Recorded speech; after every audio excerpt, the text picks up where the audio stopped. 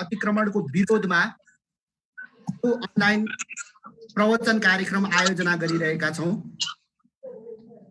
हामी एउटा प्रतिकूल परिस्थितिमा यो अनलाइन कार्यक्रम आयोजना गरिराखेका छौँ। आज हामी प्रत्यक्ष सबैजनालाई भौतिक रूपमा भेटेर यो कार्यक्रम गर्न सकिराखेका छैनौँ, किनभने आज संसारमा विश्वव्यापी कोरोना भाइरसको महामारी फैलिरहेको छ।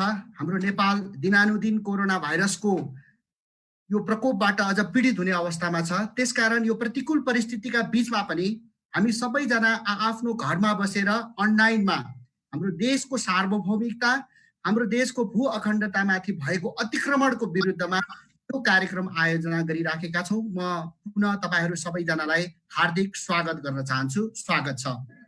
आजको यो कार्यक्रममा हाम्रा वक्ताहरू हुनुहुन्छ नेपाल मजदुर किसान पार्टीका केन्द्रीय अध्यक्ष नारायणमान बिजुक्से, त्यस्तै गरी नेपाल मजदुर किसान पार्टीका सचिव एवं प्रतिनिधि सभा सांसद प्रेम सुवाल, त्यस्तै गरी वरिष्ठ पत्रकार र विशेष गरी सिमानाको सन्दर्भमा लिपुलेक, लिम्पियाधुरा र कालापानीको सन्दर्भमा एकजना जिउँदा प्रमाण र सीमा बचाउ अभियानका अगुवा आदरणीय भैरव रिसाल पनि आजको यो कार्यक्रमसँग जोडिनु भएको छ र साथसाथै सीमाविद बुद्धिनारायण श्रेष्ठ र सीमा अध्येता रतन भण्डारी आजको यो कार्यक्रममा वक्ताको रूपमा आउनु भएको छ। म उहाँहरू पाँचैजना आदरणीय अतिथि महानुभावहरूलाई हार्दिक स्वागत गर्न चाहन्छु र हामीसँग पत्रकार समाज नेपालका अध्यक्ष अनुराधा थापा मगर पनि जोडिनु भएको छ। म सबैजनालाई हार्दिक स्वागत गर्न चाहन्छु र हामी सबैजनालाई सर्वविदित भएको कुरा हो, गएको वैशाख 26 गते भारतीय रक्षा मन्त्री राजनाथ सिंहले पिथौरागढदेखि लिपुलेक हुँदै मानसरोवर जाने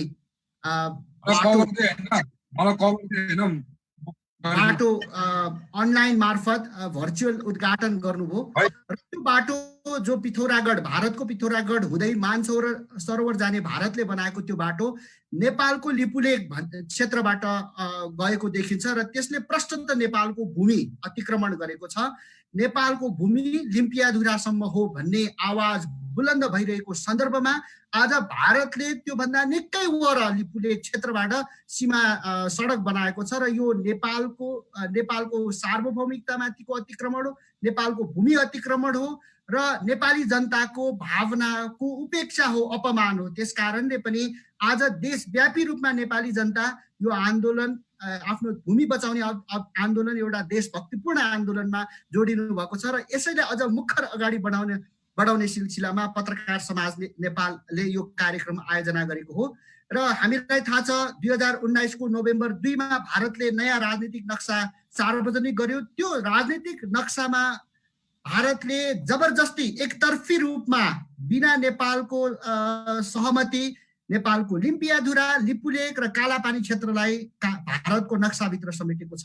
त्यति बेला पनि नेपालका सबै जनता एकजुट भएर यसका विरुद्धमा हामीले आवाज उठाएका थियौँ र नेपाल मजदुर किसान पार्टीले भारतीय दूतावास अगाडि गएर धरना कसेर भारतीय प्रधानमन्त्रीलाई यो विषय तत्काल सच्याउनको निम्ति हामीले आग्रह गरेका थियौँ। त्यो नसच्चिँदै अहिले फेरि त्यो घाउ निको नहुँदै अहिले फेरि पिथौरागढ लिपुलेक हुँदै जुन बाटो खनेको छ भारतले, त्यसले नेपाली जनतालाई अझ बढी आहत बनाएको हाम्रो निष्कर्ष हो र परराष्ट्र मन्त्रालयले, नेपाल सरकारको परराष्ट्र मन्त्रालयले एउटा वक्तव्य जारी गर्यो र जसरी 2 नोभेम्बरमा भारतले नक्सा, आफ्नो राजनीतिक नक्सा सार्वजनिक गर्दाखेरि हाम्रो परराष्ट्र मन्त्रालयले एउटा बेनामी वक्तव्य जारी गरेको थियो, त्यति बेला एउटा अज्ञात मान्छेको हस्ताक्षर त्यो वक्तव्यमा थियो भने यो पटक अन्तर्राष्ट्रिय प्रयोगको नाममा, अन्तर्राष्ट्रिय अभ्यासको नाममा एउटा बेनामी पत्र फेरि पनि परराष्ट्र मन्त्रालयले जारी गरेर नेपाली जनताको भावनालाई अझ बढी आहत पार्ने काम हाम्रो सरकारले पनि गरेको छ र यही पेरिपेरीमा रहेर आज हामी यो कार्यक्रम गर्न गइराखेका छौँ। यो कार्यक्रममा हाम्रा वक्ता महानुभावहरूले वास्तविकता के हो, किन यो विषयमा हामी लड्न आवश्यक छ, नेपाली जनताको भावना के हो, इतिहासले के भन्छ, हाम्रो भविष्य के हो आदि धेरै विषयमा हामी चर्चा गर्नेछौँ र यसै सन्दर्भमा 28 वैशाखमा नेपाल मजदुर किसान पार्टीले एउटा वक्तव्य जारी गर्यो। त्यो वक्तव्यमा पनि फेरि पनि यिनै कुराहरूलाई हामीले अगाडि बढायौँ। नेपालको सार्वभौमिकताको विषयमा अहिलेसम्मका सरकारहरूले पनि गम्भीरतापूर्वक नलाग्दाखेरि भारतीय विस्तारवादले, भारतीय शासकवर्गले अझ हामीलाई पेल्ने, अझ हाम्रो भूमि अतिक्रमण गर्ने, अझ नेपाली जनताको भावनालाई अपमान गर्ने कामहरू भइराखेको वक्तव्यमा उल्लेख छ। र म आजको यो कार्यक्रम अगाडि बढाउन चाहन्छु। सबैभन्दा पहिले आजको यो कार्यक्रममा हामी यो चरणको बसाइमा बिस्तारै 5 जना वक्ताहरूका विचारहरू सुन्नेछौँ र यो विचारको मन्थनलाई आगामी दिनहरूमा पनि हामी निरन्तरता दिनेछौँ।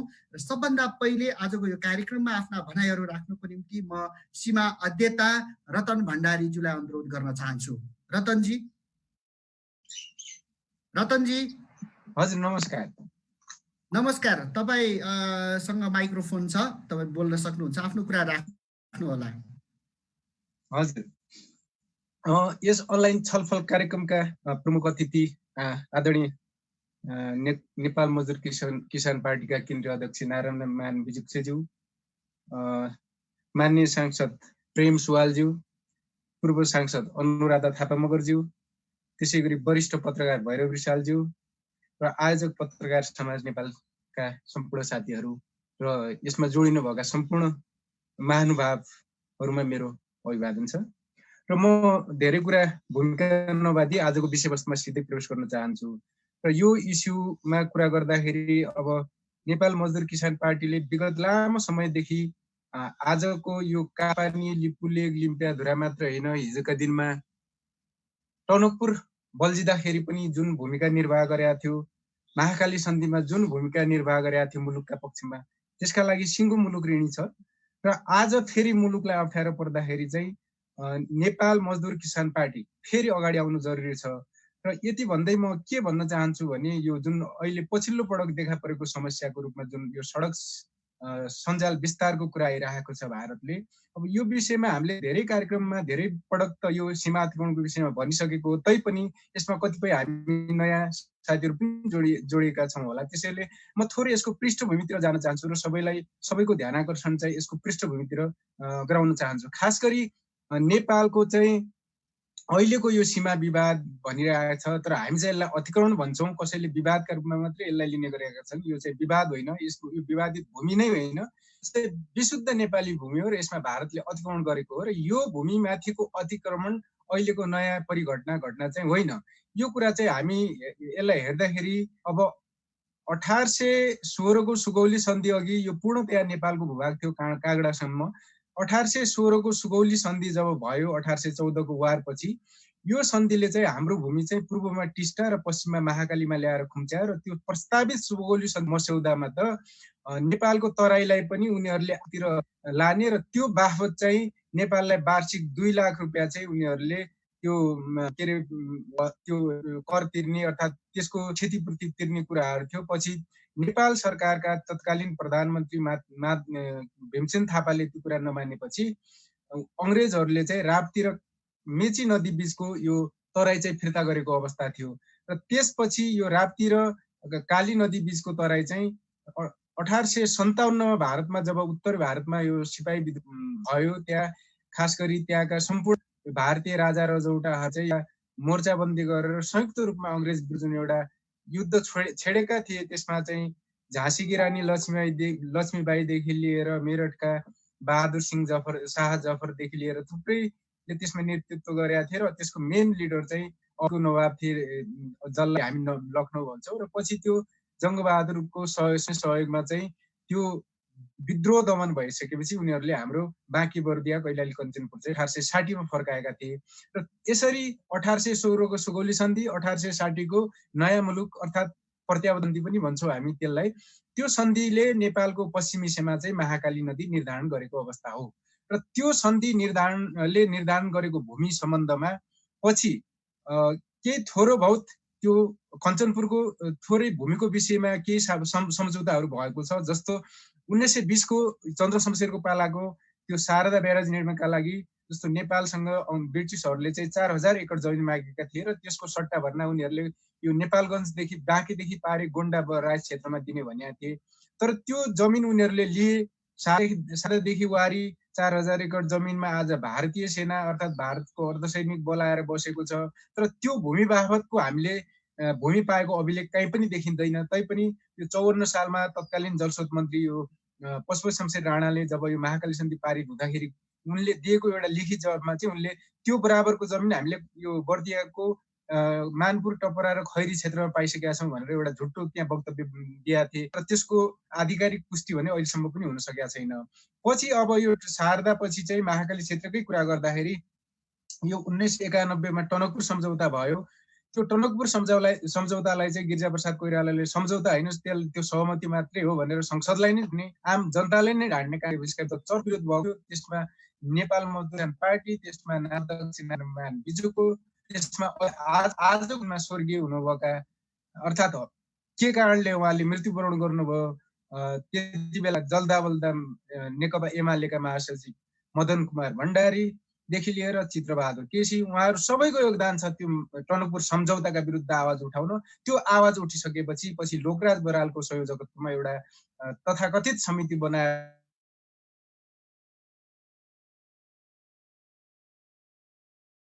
प्रतिवेदन पनि तयार पार्न लगाएका थिए र त्यति गर्दा पनि उनको केही सिप नलागेपछि पछि उनले त्यो सर्वोच्चको फैसला अनुसार चाहिँ टनकपुर सम्झौता हो भन्ने स्वीकार्न बाध्य भएका थिए।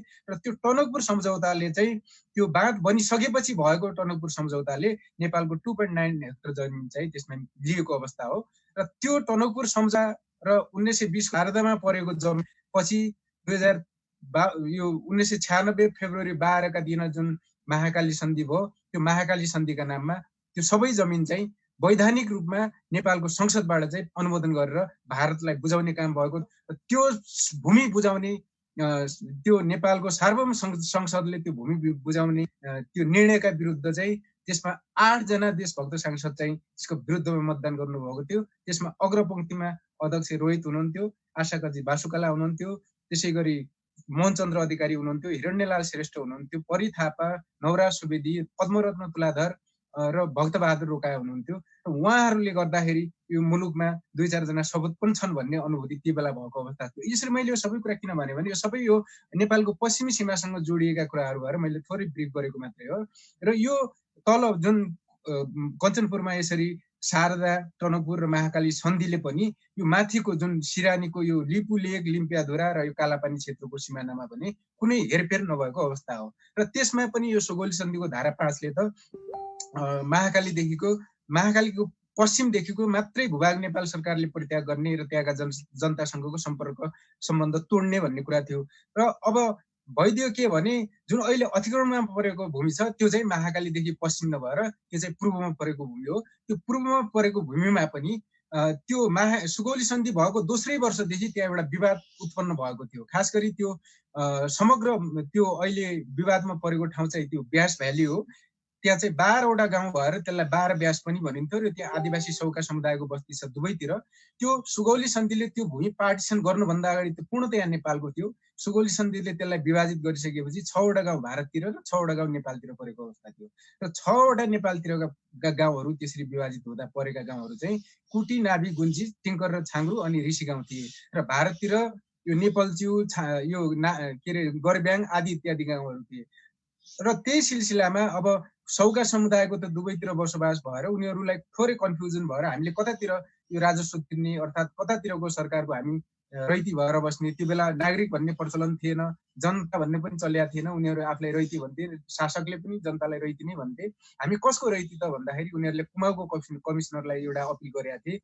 कुमाउँको कमिसनरले चाहिँ कुटी, नाभी, गुन्जीका बासिन्दालाई तिमीहरू कालीदेखि पूर्वका नेपाल सरकारका रैते हो, तिमीहरूले आफ्नो तिरो तिरान हक भोग चलन जे गर्नु छ नेपाल सरकार मार्फत गर्नु भनेर उनीहरूले त्यो किसिमको पत्र पठाएको पत्र त मैले मेरो पुस्तकमा पनि राखेको छु।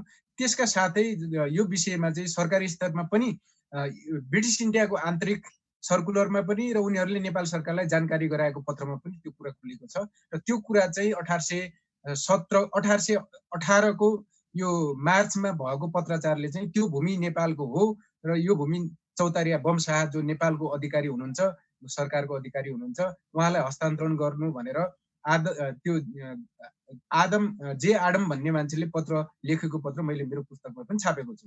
र यसरी के भयो भने त्यो सुरुवाती दिनमै थोरै कन्फ्युजन उत्पन्न हुँदाखेरि नै दुई देश बीच चाहिँ यो कसको भूमि हुने भन्ने विषयमा पत्रचार भएर यो यहाँ देखिराख्नु भएको छ, यही पत्रचार हो। र त्यहाँका भोटिया जमिनदारहरूलाई पनि ब्रिटिसहरूले तिमी नेपाल गइरहेथ्यौ भनिसकेपछि त्यो सम्पूर्ण भूभागमा नेपाल सरकारले आफ्नो प्रशासनिक उपस्थिति देखाइसकेको अवस्था हो। त्यहाँबाट कर मालपोत दिने काम पनि त्यो बेलादेखि सुचारू भएको हो। र त्यहाँका जमिनदार र मुखिया जिम्वालहरूलाई चाहिँ नेपाल सरकारका तर्फबाट सनद इस्तिहार जारी गर्ने काम पनि त्यो बेलादेखि हुँदै आएको हो। र त्यो विवाद सुल्झिसकेपछि, सानो विवाद थियो, सुल्झिसकेपछि ब्रिटिसहरूले चाहिँ अङ्ग्रेजहरूले त्यहाँदेखि 1819 देखि फेरि निरन्तर उनीहरूले त्यसैले अब त्यो सुगौली सन्धि प्लस फेरि अर्को सहमति भइसकेपछि उनीहरूले स्वीकारेर निरन्तर रूपमा उनीहरूले लिम्पिया धुराबाट आउने नदी नै काली भनेर नक्सा प्रकाशित गर्दै आएको कारण पनि त्यही हो। किनभने त्यो वैज्ञानिक कारण पनि थियो, सम्झौताले तय गरेको एउटा आधार पनि त्यही थियो र सम्झौता निर्धारण गरेको सीमा पनि थियो। त्यसपछि 1818, 1819, 1824, 1827, 1835, 1846, 1856 सम्म निरन्तर रूपमा यो लिम्पिया धुराबाट आउने नदी नेपालको के अरे महाकाली हो, काली हो भनेर उनीहरू नक्सा प्रकाशित गर्दै आएको अवस्था। तर पछि भइदियो के भने अब अङ्ग्रेजहरू त नेपालको भूमि भएर टिबेटमा व्यापार गर्न चाहन्थे र धर्म प्रचार गर्न चाहन्थे। अब नेपालसँग त्यही कारणले उनीहरूले युद्ध गरेका थिए र हामीले त्यही कारणले युद्ध बेहोर्नु परेको थियो। अब नेपालसँगको युद्धमा अब निर्णायक उनीहरूले विजय हासिल गर्न नसकेपछि उनीहरू सम्झौता एउटा नेपालमाथि थुपरे र त्यो सम्झौता मान्न नेपाल बाध्य भयो र नेपालको एउटा आफ्नो छुट्टै एउटा सबै कुराहरू नियन्त्रणमा भइसकेपछि उनीहरूले नेपालको बाटो टिबेट गएर व्यापार गर्न सक्ने अवस्था थिएन। उनीहरूको हिउँदकालीन राजधानी फेरि कलकत्ता र ग्रीष्मकालीन राजधानी त्यो सिमलामा थियो र सिमलाबाट अहिलेको टिबेट जान र टिबेटसँग व्यापार गर्न अर्थात् उनीहरूले थप रुटबाट पनि व्यापार गर्न सबैभन्दा नजिकका नाकाहरू पहिलाउँदाखेरि चाहिँ त्यसपछि उनीहरूले त्यो माडा भन्ने ठाउँ छ, नीति भन्ने ठाउँ छ, लेह भन्ने ठाउँतिरबाट हेरे र यो लिपु भन्ने ठाउँतिरबाट हेरे सबैभन्दा उनीहरूलाई उपयुक्त चाहिँ यो लिपु लेकबाट जाने पास लागेपछि उसले अब सिधै सम्झौता उल्लङ्घन गरेर सिधै त्यहाँ अकुपेसन गर्न त उनीहरूलाई गाह्रो भयो, किनभने एउटा वार त बेहोरिसकेका थिए। त्यसपछि उनीहरूले फेरि अब के गरे भने यो नक्सा मार्फत चाहिँ उनीहरूले यो भूमिमाथि चाहिँ उनीहरूले त्यस्तो किसिमको एउटा दुर्भावको एउटा भावना उनीहरूले सिर्जना गरे र त्यो अनुसार उनीहरूले लिम्पिया धुराबाट आउने नदीको नाम चाहिँ परिवर्तन गर्न थाले। र 1800 यही सिलसिलामा 1856 अर्थात् खास गरी 1860 पछि जुन ब्रिटिस इन्डिया, त्यति बेला ब्रिटिस इन्डिया भइसकेको थियो, किनभने 1857 को यो गदरपछि सिपाही विद्रोहपछि उनीहरूले इस्ट इन्डिया कम्पनीको रुललाई चाहिँ ब्रिटिस क्राउन अन्तर्गत चाहिँ यो ब्रिटिस इन्डिया भनेर त्यो अन्तर्गत ल्याएका थिए। र त्यसपछि ब्रिटिस इन्डियाले बनाएको सम्पूर्ण नक्साहरूमा चाहिँ उनीहरूले लिम्पिया धुराबाट आउने नदी काली, लिपुबाट आउने नदीलाई महाकाली, लिपुबाट आउनेलाई महाकाली, लिम्पिया धुराबाट आउनेलाई कुटियाङ्ते भनेर लेख्न थाले। र त्यसरी लेख्दा लेख्दै उनीहरूले भारत नछोडिन्जेलसम्म सर्वे अफ इन्डियाले त्यसरी नक्सा बनाउँदै गयो। त्यति बेला हाम्रो नेपालमा राणा शासनको एउटा कालरात्रि थियो। त्यो बेला जनता त एकदमै अन्धकारमा राखेको अवस्थामा शासकहरूले आफ्नो भूमिको रक्षा गरेनन्। राणाहरूले पनि त्यो भूमिबारे जति उनीहरूले जानकारी तथ्य सङ्कलन गर्नुपर्ने हो, अर्थात् के भइरहेछ त्यो हेर्नुपर्ने त्यो हेरेन। पछि नेपालमा पनि राणा शासन पतन भयो र भारतमा पनि ब्रिटिसहरू गइसकेपछि फेरि भारतले चाहिँ फेरि के गर्यो भने त्यो ब्रिटिसहरूले जे गरेका थिए त्योभन्दा अझै एक कदम अगाडि बढेर उनीहरूले त त्यहाँ 1954 देखि नै त्यहाँ एउटा पुलिसको चौकी राखेको कुरा यो नेपाल भारत बीच एउटा 1998 जुनमा एउटा माइनुटमा हस्ताक्षर भएको छ। त्यो माइनुट मैले पुस्तकमा पनि छापेको छु। त्यसमा त्यो माइनुटमा नेपाल सरकारका यो नापी विभागका कर्मचारीहरूले उल्लेख गर्न नहुने र सही गर्न नहुने माइनुटमा सही गरेका छन्। त्यसमा डिबी कार्की भन्ने मान्छेले सही गरेका छन्, महानिर्देशक। त्यो सम्झौता जुन के भन्छ त्यो जोइन्ट स्टेटमेन्ट जारी भयो 1998 को, त्यसमा के भनिएको छ भने त्यो इन्डियन साइड स्टेटेड द्याट भनेर त्यहाँ थोप डट गरिएको छ र तल इन्डियन त्यो पक्षले भनेका कुराहरू भनेर त्यो संयुक्त मिटिङमा बोलेका कुराहरू राखिएको छ। र त्यो संयुक्त मिटिङमा बोलेका कुरा भनेर कालापानी क्षेत्रमा इन्डियन पुलिस चौकी 1954 देखि नै थियो भनेर त्यो माइनुटमा पारिएको छ। त्यसै गरी कालापानी फाउन्टेनलाई चाहिँ के अरे कालीको मुहान मान्ने भन्ने कुरा इन्डियन साइडबाट व्यक्त भएको छ भनेर त्यसमा लेखिएको छ। त्यो नलेख्नु पर्ने कुराहरू हो। यसरी उनीहरूले इन्डियनहरूको भनाइ अनुसार चाहिँ त्यहाँ 1954 मा नै उनीहरूले एउटा पुलिस चौकी राखेको देखिन्छ। त्यसपछि 1962 मा जब चीनसँग इन्डियनले हारे, एउटा युद्धमा ठुलो झट्का बियो अरे, त्यसपछि चाहिँ उनीहरूले नेपालको उत्तरी सीमामा पनि 18वटा सैनिक चेकपोस्टहरू राखेका थिए 2009 सालमै माथिका प्रसाद कोइरालाको पालामा। त्यसपछि 1962 को वारमा चाहिँ उनीहरूले त्यहाँ त्यो Indo Tibetan border police force भन्ने पहिलोपटक एउटा अर्धसैनिक बल गठन गरेका थिए र त्यसको ट्रेनिङ उनीहरूले अहिलेको चक्राताको यो चक्राता भन्ने ठाउँ छ त्यो देहरादुनको, त्यहाँ उनीहरूले ट्रेनिङ र त्यहाँ मेन बेस क्याम्प चाहिँ के अरे उसको हेडक्वार्टर चाहिँ त्यहाँ बनाएको थियो आइटिबिपी को।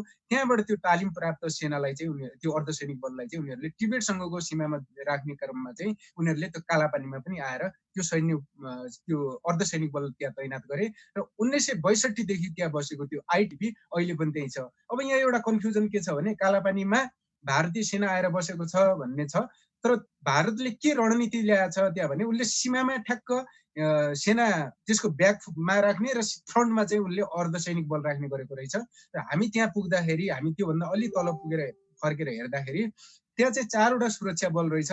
जस्तो टिबेटसँगको सीमामा उसले त्यो ITBP Indo Tibetan border police force राखेको रहेछ।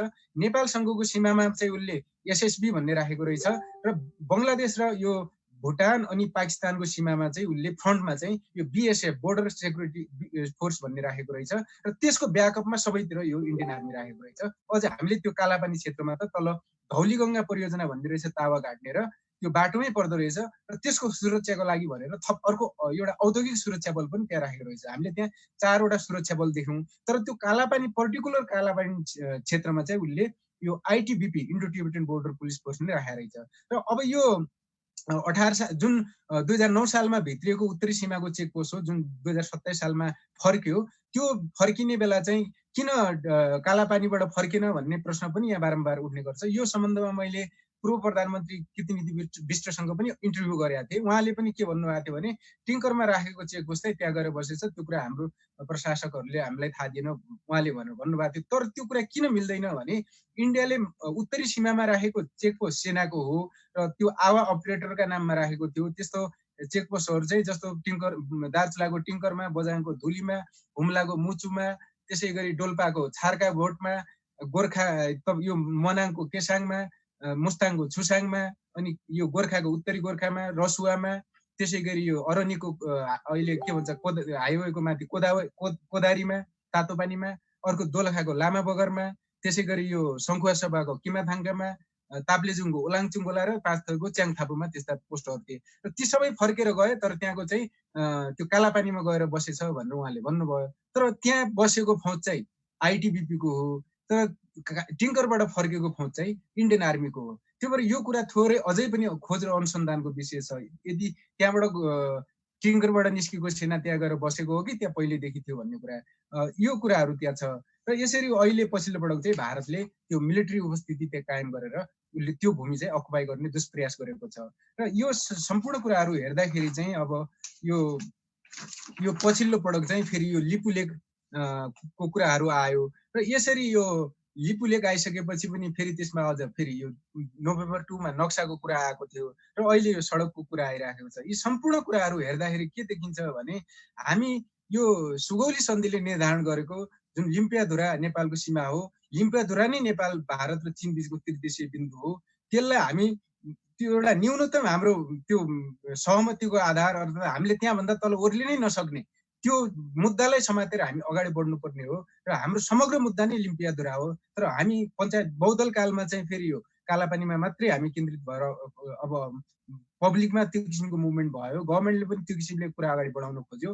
त्यसपछि यो पछिल्लो यो गणतन्त्र कालमा खालि लिपुलेक मात्रै भनेर हामी करायौँ, फेरि यो पछिल्लो पटक हामी नक्सा मात्रै भनेर कराइरहेका थियौँ, अहिले फेरि सडकमा मात्रै कुरा गरिरहेका थियौँ। हामी यो टुक्रा टाक्रीमा अल्झिनु भन्दा हामीले लिम्पियाधुरा नै नेपालको सीमा हो र त्यो कायम गरिनुपर्छ, अरू सब तफसिलका मुद्दा हुन् भने यो सम्पूर्ण समस्या चाहिँ समाधान हुने मध्येको छौँ। र यो सम्पूर्ण भूमि नेपालको हो भन्ने कुरा पुष्टि गर्न त हामीसँग थुप्रै प्रमाण र तथ्यहरू छन्। यो कुरा हाम्रो जीवित साझी भैरव रिसाल सर यहीँ हुनुहुन्छ, उहाँले त्यो क्षेत्रमा अब के अरे जनगणना नै गराउनु भयो 2018 सालमा त्यसै गरी अब नेपाल भारत र चीनसँगको सम्झौताले पनि नेपालको पश्चिमी सीमा त्यो हाम्रो जुन 2018 मा भयो चीन सरकारसँग त्यसको धारा 1.1 मा नेपाल र चीन बीचको पश्चिमी सीमा महाकाली नदीको र टिङ्कर नदीको पानी ढलोबाट सुरु हुने भनेको छ।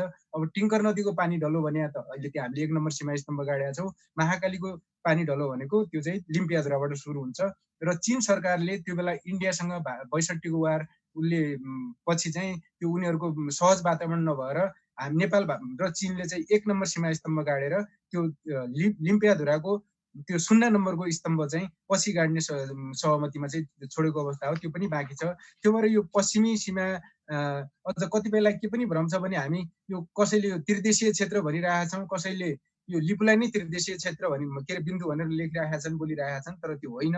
लिम्पियाधुरा नै त्रिदेशीय क्षेत्र हो र यहाँ चाहिँ 3 देशको सहमतिमा चाहिँ यो के अरे सीमा स्तम्भ स्थापना गर्न अझै के अरे बाँकी नै छ। र यो जहाँसम्म यो लिपुको कुरा छ, लिपु लेकको कुरा चाहिँ इन्डियनहरूको के तर्क मैले भेटेर एउटा के सम्झौता पनि देखेँ भने 1954 यो अप्रिल 29 का दिन चाहिँ इन्डिया र चाइना बीच चाहिँ यो लिपु लेकबाट चाहिँ यो पार्वन अर्थात् यो तीर्थयात्री जान ओहोरदोहोरको लागि सुविधा दिने भनेर त्यो किसिमको सम्झौता हाम्रो उहिले भइसकेको छ भनेर उनीहरूले त्यो तर्क गरिराखेको अवस्था छ। तर त्यो होइन। चीन सरकारले पछिल्लो पटक लिपु लेक प्रकरण उठिसकेपछि त्यहाँको ट्र्याक टु डिप्लोमेसी त्यहाँको थिङ्क ट्याङ्कहरूले यहाँहरूले 2072 यो साउन 10 गतेको नागरिक दैनिक हेर्नुभयो भने त्यसको फ्रन्ट पेजमा छ चीनका think tank Beijing studies of international रिलेसन्सका प्रोफेसरहरूले प्रष्ट रूपमा बोल्नु भएको छ नेपालको भूमिमाथि भइरहेको भारतीय अतिक्रमणलाई वैधता दिने किसिमले चीन सरकारले भारतसँग कुनै सम्झौता गरेको छैन। यदि त्यस्तो केही चीन सरकारबाट त्रुटि मिस्टेक भएको छ भने हामी त्यसलाई करेक्सन गर्न तयार छौँ र त्यसका लागि नेपाल सरकारले हामीलाई चाहिँ आवश्यक तथ्याङ्क दस्तावेज अर्थात् तथ्य प्रमाणहरू देओस् भनेर चीन सरकार बोलिसकेको अवस्था छ। तर यसमा कमजोरी नलागेको चाहिँ हाम्रो सरकारको गैर जिम्मेवारपन चाहिँ हाम्रो सरकारको, यसमा चीनको दोष देखिँदैन, यसमा दोषी भारत हो, यसमा गैर जिम्मेवार नेपाल सरकार हो। किनभने आफ्नो भूमिको सुरक्षा गर्न नसक्ने सरकार भनेको त्यो चाहिँ गैर जिम्मेवार हुन्छ। यसमा हाम्रो आफ्नै सरकारलाई दोष दिनुपर्ने हुन्छ।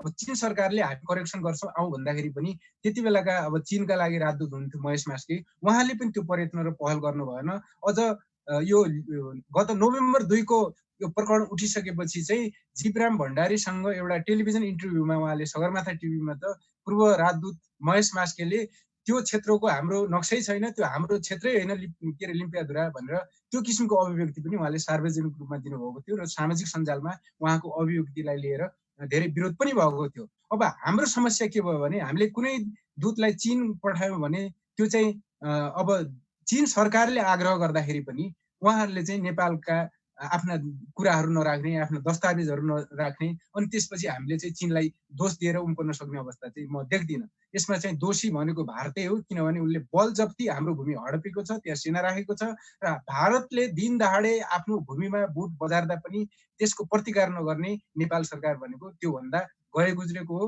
गैर जिम्मेवार हो भनेर म भन्न चाहन्छु। र यी आदि इत्यादि कुराहरू छन्। यी सबै कुराहरू अब कसरी निराकरणमा जाने भन्दाखेरि फेरि अब यसमा विभिन्न कोणबाट कुराहरू उठिरहेका छन्। यसमा थप कुराहरू पनि आउलान्। मैले खालि यसको थोरै कुराहरू मात्रै यहाँहरू समक्ष मैले पेश गरेँ। अब अरू थुप्रै वक्ताज्यूहरू हुनुहुन्छ, मैले यहाँहरूको धेरै समय नलिउँ। मेरो कुरा यति हो। हस्, नमस्कार, धन्यवाद। धन्यवाद रतन भण्डारीज्यू। उहाँ सीमा अध्येता हुनुहुन्छ। उहाँको अतिक्रमणको चपेटामा लिम्पियाधुरा र लिपुलेक भन्ने पुस्तक पनि प्रकाशित छ। त्यसमा विशेष गरी अहिले चर्चामा रहेको लिम्पियाधुरा, लिपुलेक र कालापानीका विषयमा भएका विभिन्न गतिविधिहरू, आन्दोलनहरू र ऐतिहासिक प्रमाणहरू त्यसमा प्रस्तुत गरिएको छ।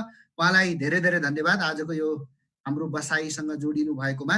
उहाँले विशेष गरी ऐतिहासिक पृष्ठभूमिका कुराहरू पनि गर्नुभयो र अहिलेको अवस्थाको विषयमा पनि थोरै चर्चा गर्नुभयो। उहाँलाई धेरै धेरै धन्यवाद। अब आजको यस कार्यक्रममा आफ्ना भनाइहरू राख्नको निम्ति म वरिष्ठ सीमाविद आदरणीय बुद्धिनारायण श्रेष्ठज्यूलाई अनुरोध गर्न चाहन्छु। बुद्धिनारायण श्रेष्ठज्यू। बुद्धिनारायण श्रेष्ठज्यू, तपाईँ सुनिराख्नु भएको छ?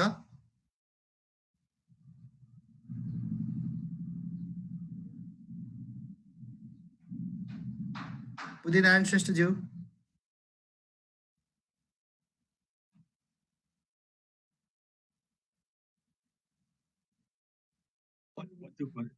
हेलो हेलो, मेरो भोइस हजुर सुन्नुभएको छ? हजुर नमस्कार, अहिले सुन्दैछौँ हजुर। हजुर अब बोल्न ल, मेरो सबैमा मेरो नमस्कार छ, प्रेम सुवालज्यूलाई पनि नमस्कार, सबैमा मेरो नमस्कार छ है। अब हजुर। मैले बोल्नु पर्यो होइन त अलिकति? हजुर हजुर हजुर आफ्नो कुराहरू राख्न सक्नुहुन्छ। धेरै धन्यवाद। अहिले प्रस्तोताले जुन प्रस्तुत गर्नुभयो त्यो धेरै राम्रो सान्दर्भिक ऐतिहासिक कुराहरू प्रस्तुत गर्नुभयो, मलाई खुसी लाग्छ है। अब अनि मैले चाहिँ के भन्न लाग्यो भने सबभन्दा पहिलाबाट विद्या भनेको बाँड्ने कुरा हो। जसले आर्जन गरेको छ त्यो विद्या बाँडेपछि त्यो विद्या अझ फैलिँदै जान्छ है। प्रस्तुताले अहिले मैले भन्न खोजेको चाहिँ प्रस्तुताले जुन अहिले नक्साहरू देखाउनु भयो नि, त्यो नक्साको अधिकांश नक्सा मैले उहाँलाई दिएको हुँ है। एउटा कुरा मैले पार्न खोजेको, म घमण्ड गरेको होइन। अनि उहाँको किताब लिम्पिया धुरा चपेटाको अतिक्रमणको चपेटामा त्यो पुस्तकमा पनि मेरो 13वटा किताब के अरे 13वटा नक्सा मैले दिएको उहाँलाई ग्रेसियसली जेनियसली मैले दिएँ है। उहाँले राख्नु भएको छ। त्यो किताबको फ्रन्ट पेजमा दिएको किताबको नक्सा पनि अब मैले नै दिएको हुँ है। उहाँले यो मैले विद्या बाँडे, उहाँले पनि अध्ययन गर्नुभयो, उहाँले पनि विद्या बाँड्दै हुनुहुन्छ। एकदम खुसी लागेको छ, प्रस्तुताले राम्रो प्रस्तुत गर्नुभयो है। अब मलाई चाहिँ के भन्न मन लाग्यो भने प्रस्तुताले सबै कुरा भनिसक्नुभयो, ऐतिहासिक कुरो हामीलाई छर्लङ्ग पारिसक्नुभयो, धेरै गहन अध्ययन गरेर चाहिँ उहाँले प्रस्तुत गर्नुभएको छ।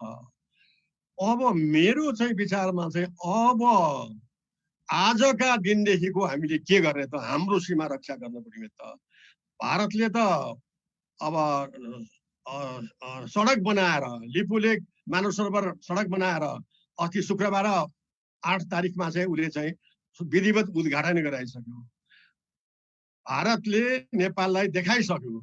नेपाली हेरेकै ट्वाँ परेर हेरिरहेछ। अब नेपालले गर्ने के हो त भने हामीले चाहिँ कराइराखेका थियौँ, बोलाइराखेका थियौँ। सबभन्दा पहिलाबाट हाम्रो चुच्चे नक्सा नेपालको उत्तर पश्चिमी सिमाना लिम्पियाधुरा पुगेको नक्सा बनाउनु पर्छ भन्दाखेरि हिजोको राष्ट्रपतिले नीति तथा कार्यक्रमको मा चाहिँ उहाँले भन्नुभयो अब सरकारले लिम्पियाधुरा पुर्याएको नक्सा बनाउने छ। अनि अर्को पनि भन्नुभयो कालापानी लिपुलेक लिम्पियाधुरासम्ममा वार्ता गरेर टुङ्ग्याउने छ। त्यो एकदम राम्रो हो। हामीले गराएको वरिष्ठ सञ्चारकर्मी भैरव रिसालले घाँटी सुत्ने गरेर गराउनु भएको त्यो अहिले अब सफलीभूत हुँदैछ। त्यस कारणले गर्दाखेरि अब चाहिँ हामीलाई 8 मेमा सडक बनाएरै देखाइदियो। हामी वहाँ पर हेऱ्यौँ। अब हामीले के गर्ने भन्ने सम्बन्धमा म चाहिँ के भन्छु भने हाम्रो सरकार प्रमुखले भारतको सरकार प्रमुख भारतको प्रधानमन्त्री नरेन्द्र मोदीसँग आजकै घडीमा अहिले नै प्रत्यक्ष टेलिफोन वार्ता गर्नु पर्यो र त्यो टेलिफोन वार्ता अनुसार चाहिँ एउटा ह्यान्ड ब्रेक डिप्लोमेसी अपनाउनु पर्यो। ह्यान्ड ब्रेक डिप्लोमेसी भनेको कुरो चाहिँ हाम्रो प्रधानमन्त्रीले समकक्षी भारतीय समकक्षीलाई भनेर के गर्नु पर्यो भने तपाईहरुले नेपालको सम्प्रभुता भएको जमिनमा यसरी अकुपाई पनि गर्नुभयो, सडक पनि बनाउनु भएछ है। तर अब हेर्नुस्, अब अरु कार्यकलाप केही नगर्नु होला। जसरी ह्यान्ड ब्रेक लगाएर रोकिन्छ, गाडी ह्यान्ड ब्रेक लगाउने बित्तिकै तलमाथि जान सक्दैन, र त्यसरी अब कुनै क्रियाकलाप नगर्नुस् भनेर हाम्रो सरकार प्रमुखले अहिले नै भन्न सक्नु पर्यो। मैले यो किन भनिरहेको छु भनेदेखि हेर्नुहोस्, तपाईहरु सबैले पनि अध्ययन गर्नु भएको होला, पढिसक्नु भएको होला, बुझिसक्नु भएको होला। अहिलेको लिपुलेकको सडक अब लिपुलेक भन्ज्याङमा जोड्नलाई 5 किलोमिटर बाँकी छ है, अझै 5 किलोमिटर बाँकी छ। मैले यो जोड्न खोजेको हाम्रो सरकारले ह्यान्ड ब्रेक लगाएर अब त्यो 5 किलोमिटर नजोड्नु होला। भारतको योजना छ यही 2020 को डिसेम्बरसम्म त्यहाँ जोड्ने योजना छ। ह्यान्ड ब्रेक लगाएर भन्नु पर्यो, नगर्नु होला। अर्को कुरा के छ भने भारतको योजना 2 वर्षपछि सन् 2022 सालसम्ममा अहिले जुन सडक बनायो त्यो सडकलाई अहिले सिंगल लेन छ, सिंगल लेनलाई डबल लेन बनाउँछ, ब्ल्याक टेबल बनाउने, ब्ल्याक टपिङ बनाउने छ 2 वर्षभित्र। हाम्रो सरकार प्रमुखले आजै ह्यान्ड ब्रेक लगाउनु पर्यो, त्यो कुरा नगर्नु होला। अब डबल लेन सिंगल लेनको कुरा होइन, कुनै पनि त्यहाँ विकास निर्माणको काम नगर्नु होला भन्नु पर्यो। दोस्रो तेस्रो के छ भने भारतले अस्ति शुक्रबार उद्घाटन गरेर देखाइसकेपछि उसले तत्काल अनलाइन यात्रुहरूलाई अनलाइन आह्वान गरिसक्यो। भारतीय यात्रीहरू जो मानस सरोवर यात्रा गर्न चाहनुहुन्छ उहाँहरूले अनलाइन आवेदन गर्नुहोस्, अनलाइन भर्नुहोस्, नागरिकताको प्रमाणपत्र पनि देखाउनु राख्नुहोस्, त्यहाँ 1,80,000 रुपियाँ पनि जम्मा गर्नुहोस्।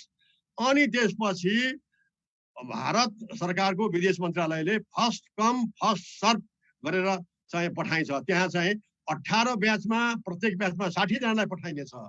त्यो चाहिँ 8 जुनदेखि 8 सेप्टेम्बरसम्म पठाइनेछ भनेर आह्वान गरिसक्यो। हेर्नुहोस् अब यात्रुहरूले पैसा जम्मा गर्न सुरु गरिसके, प्रत्येकले 1,80,000 जम्मा गरिसकेको छ। हाम्रो सरकार प्रमुखले त्यसलाई पनि गडाप्प लागेर ह्यान्ड ब्रेक लगाएर लगाउन सक्नु पर्यो। यति कुरा गर्न सक्नु पर्यो। अर्कोतर्फ म के भन्छु भनेदेखि भारतले यो तीर्थयात्रु पठाउने कुरो चाहिँ लिपुलेक भन्ज्याङ गएपछि त्यहाँबाट चिनिया गाडी चढेर लगभग 45 किलोमिटरको चिनिया भूभागमा यात्रा गरेपछि मात्रै मानव सरोवर पुग्न सक्छन्। हाम्रो सरकारले डिप्लोमेसी अनुसार, म त भन्छु ह्यान्ड ब्रेक डिप्लोमेसी अनुसार चीन सरकारलाई भन्न सक्नु पर्यो, कृपया भारतीय तीर्थयात्रीहरूलाई पठाउँदैछन् 8 जुनदेखि त्यो तपाईहरुले इन्टरटेन नगर्नु होला। चीन र नेपालको मित्रताको हैसियतले गर्दाखेरि त्यो अब कुराकानी गरेर समाधान नभएसम्मको लागि त्यो पनि रोक्नु होला भनेर हाम्रो सरकारले ह्यान्ड ब्रेक डिप्लोमेसी अपनाएर चाप्लुसीपूर्ण तरिकाले अपनाएर चीनलाई पनि भनेर गर्न सक्नु पर्यो। त्यसपछि अनि अब बल्ल अनि त्यसपछि वार्तामा आउँछ। किनभनेदेखि भारतले अस्ति शुक्रबार सडक बनाएपछि उद्घाटन गरेपछि नेपालमा खैला बेला भयो, भारतको विरोध भयो, भारतीय दूतावासमा ज्ञापन पत्र बुझाइएपछि त आँखा खुल्यो नि। अनि भारतको अब के अरे चिफ अफ आर्मी स्टाफ स्थलको प्रमुख उसले त हिजै वक्तव्य गरिसक्यो कि भारतले बनाएको सडक नेपालमा पर्दैन, यो अर्को देशले नेपाललाई उचालेर यस्तो भयो, नेपालले यस्तो भन्यो भनेको छ। अनि उनले चीनको त उल्लेख गरेनन्, तर संकेत चाहिँ चीनकै देखिन्छ हैन। त्यसकारणले गर्दाखेरि हेर्नुस् असर परिसक्यो। त्यसकारणले गर्दाखेरि अब नेपालले राष्ट्रपतिले हिजो सम्बोधन गरे अनुसार नेपालले तत्काल नक्सा बनाउनु पर्छ, चुच्चे नक्सा बनाएर अनि यो हाम्रो चाहिँ अब देशभरिको सरकारी कार्यालय, विद्यालय, एनजिओ, आइएनजिओमा तुरुन्त उनीहरूको अफिसमा लगेर त्यो नक्सा झुन्ड्याउनु पर्छ, टाङ्नु पर्छ तत्कालको लागि। हेर्नुहोस् अनि त्यसपछि चाहिँ भारत चाहिँ आउनु पर्यो, आउँछ, मेरो विचारले आउँछ। किनभनेदेखि अहिलेसम्म नेपाल कालापानीको सम्बन्धमा चाहिँ पछि हटिरहेको छ। हिजोको मितिमा चाहिँ नक्सा चाहिँ प्रकाशित गर्ने भनेर एक कदम त अगाडि बढ्यो नि त। अब अघि खेद्दै आएको शत्रुले अब मान्छे भाग्दै गर्छ, खेद्दै गर्छ। त्यो भागेको मान्छे ट्याक्क अडेर ल आइज त भनेर पौठा खस्यो भनेदेखि त त्यो शत्रु त खेदिएको शत्रु त फेरि फर्किन्छ नि। अब मेरो विश्लेषण अनुसार चाहिँ नेपाल भारत फर्केर नेपालसँग कुरा गरौँ भन्ने कुरा आउँछ र अनि सौहार्दपूर्ण तरिकाले चाहिँ समाधान गर्नुपर्छ। र म अन्तिममा भन्छु, मेरो पालो थोरै मात्रै हो, मैले धेरै समय लिएँ होला। अब फेरि म दोहोऱ्याउँछु, नेपालले हामी तपाईले सबैले दबाब गरेर हाम्रो सरकार, हाम्रो प्रधानमन्त्रीलाई आजकै मितिमा चाहिँ टेलिफोन वार्ता गरेर ह्यान्ड ब्रेक डिप्लोमेसी अनुसार भारतको सम्पूर्ण क्रियाकलाप चाहिँ रोक्का गर्नलाई बुद्धिमत्तापूर्ण तरिकाले, चाप्लुसीपूर्ण तरिकाले, मिलेन भने धम्की दिने, धम्कीको चाहिँ अब डिप्लोमेसी अपनाएर रोक्नु पर्छ। मेरो बुझाइ यही छ, अरु कसको के बुझाइ छ। र अन्तिममा के भन्छु भनेदेखि त्यो चुच्चे नक्सा निकाल्नलाई भैरव रिसालको संयोजकत्वमा सीमा बचाउ अभियान निकालेले नक्सा बनाएर मन्त्रीहरूलाई, हाम्रो परराष्ट्र, गृह, रक्षा चाहिँ आदिलाई बुझाइसकिएको छ, तर सरकारको कानमा परेको थिएन, सरकारको आँखा खुलेको थिएन। भैरव रिसालको संयोजकत्वमा बनेको समिति छ, त्यो समितिले बनाएको नक्साले गर्दा सरकारको अहिले आँखा खुल्यो। त्यसकारणले यस्ता आँखा खुलाउने, सरकारको बहिरो कानलाई सुनाउने काम हामीले नागरिक समाजबाट गर्नुपर्छ भन्ने मेरो अवधारणा रहेको छ। अब अरूले बोलेको म सुन्छु, मैले धेरै टाइम लिएँ, त्यसको लागि म एकचोटि फेरि माफी माग्छु।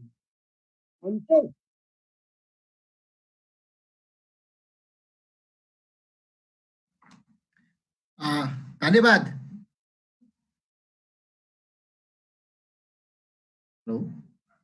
धन्यवाद बुद्धिनारायण श्रेष्ठजीलाई। उहाँको गहकिलो मन्तव्यको निम्ति म आभार व्यक्त गर्न चाहन्छु। हामी आशा गरौँ नेपाल सरकारले उहाँ जस्तै सबै सीमाविदहरू र सबै देशभक्त नेपालीको आवाज तत्कालै सुनवाई हुनेछ भन्ने कुरामा हामी आशावादी छौँ। र अब आजको यस कार्यक्रममा आफ्ना भनाइहरू राख्नको निम्ति म लामो समयदेखि पत्रकारिता क्षेत्रमा क्रियाशील रहँदै आउनुभएका र विशेष गरी सीमा बचाओ अभियानमा अगुवाई गर्दै आउनुभएका वरिष्ठ पत्रकार भैरव रिसाललाई आफ्ना भनाइहरू राख्नको निम्ति म हार्दिक अनुरोध गर्न चाहन्छु। उहाँ यो लिपुलेक, लिम्पियाधुरा र कालापानी नेपालको हो भन्ने विषयको एकजना जिउँदो प्रमाण पनि हुनुहुन्छ। म उहाँलाई आफ्ना भनाइहरू राख्नको निम्ति भैरव रिसाललाई अनुरोध गर्न चाहन्छु। भैरव रिसालजी। हजुर तपाईँ आफ्नो भनाइहरू राख्न सक्नुहुन्छ। नमस्कार सबैजनालाई नमस्कार। मेरो यो छलफलका सहभागीहरू, मेरो नेता नारायण विजुली, प्रेम सुवाल लगायत सबै मित्र बुद्धिनारायण, मित्र रतन लगजु सबैलाई मेरो हार्दिक अभिवादन।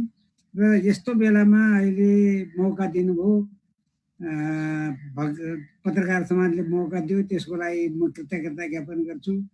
र अब यो लिपुलेक, लिम्पियाधुरा, कालापानी हाम्रो हो भनेर हाम्रो सरकारले नि भन्यो मात्र होइन, हिजो चाहिँ राष्ट्रपतिले नीति र कार्यक्रमको वक्तव्यमा उहाँले भन्नुभयो। त्यसले गर्दा मलाई लाग्छ यो हाम्रो एउटा विजय हो, सफलताको विजय हो। नत्र हाम्रो कुरालाई हाम्रै सरकारले मानिरहेको थिएन, सुनिरहेको थिएन। त्यसले गर्दा म नागरिकहरूको तर्फबाट बनाइएको सीमा बचाउ अभियानका सम्पूर्ण मेरा आदरणीय मित्रहरू, आदरणीय महानुभावहरू र सबैलाई मेरो बधाई छ, धन्यवाद छ। किनभने हामीले कम्तीमा राष्ट्रको नीति र कार्यक्रममा अब यो चाहिँ सीमा हाम्रो हो, यो भूमि हामी फिर्ता लिन्छौँ भनेर उद्घोष गरेका छ। त्यसले गर्दा यो हाम्रो एउटा सफलता हो।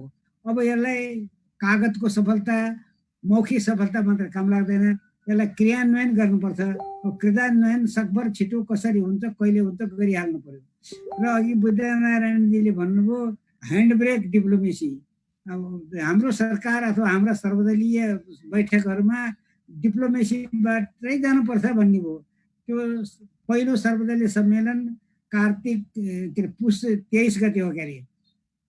त्यहाँ प्रधानमन्त्री कहाँ भएको बेलामा मैले अन्तर्राष्ट्रिय अदालत पनि जानुपर्ने हो कि भन्दाखेरि सबैले कूटनीतिक माध्यमबाट मात्रै जानुपर्छ भन्ने कुरा ल्याउनु भयो। अस्ति दोस्रो त्यो सम्मेलन, राजनीतिक सम्मेलन हुँदा पनि त्यही भन्नुभयो।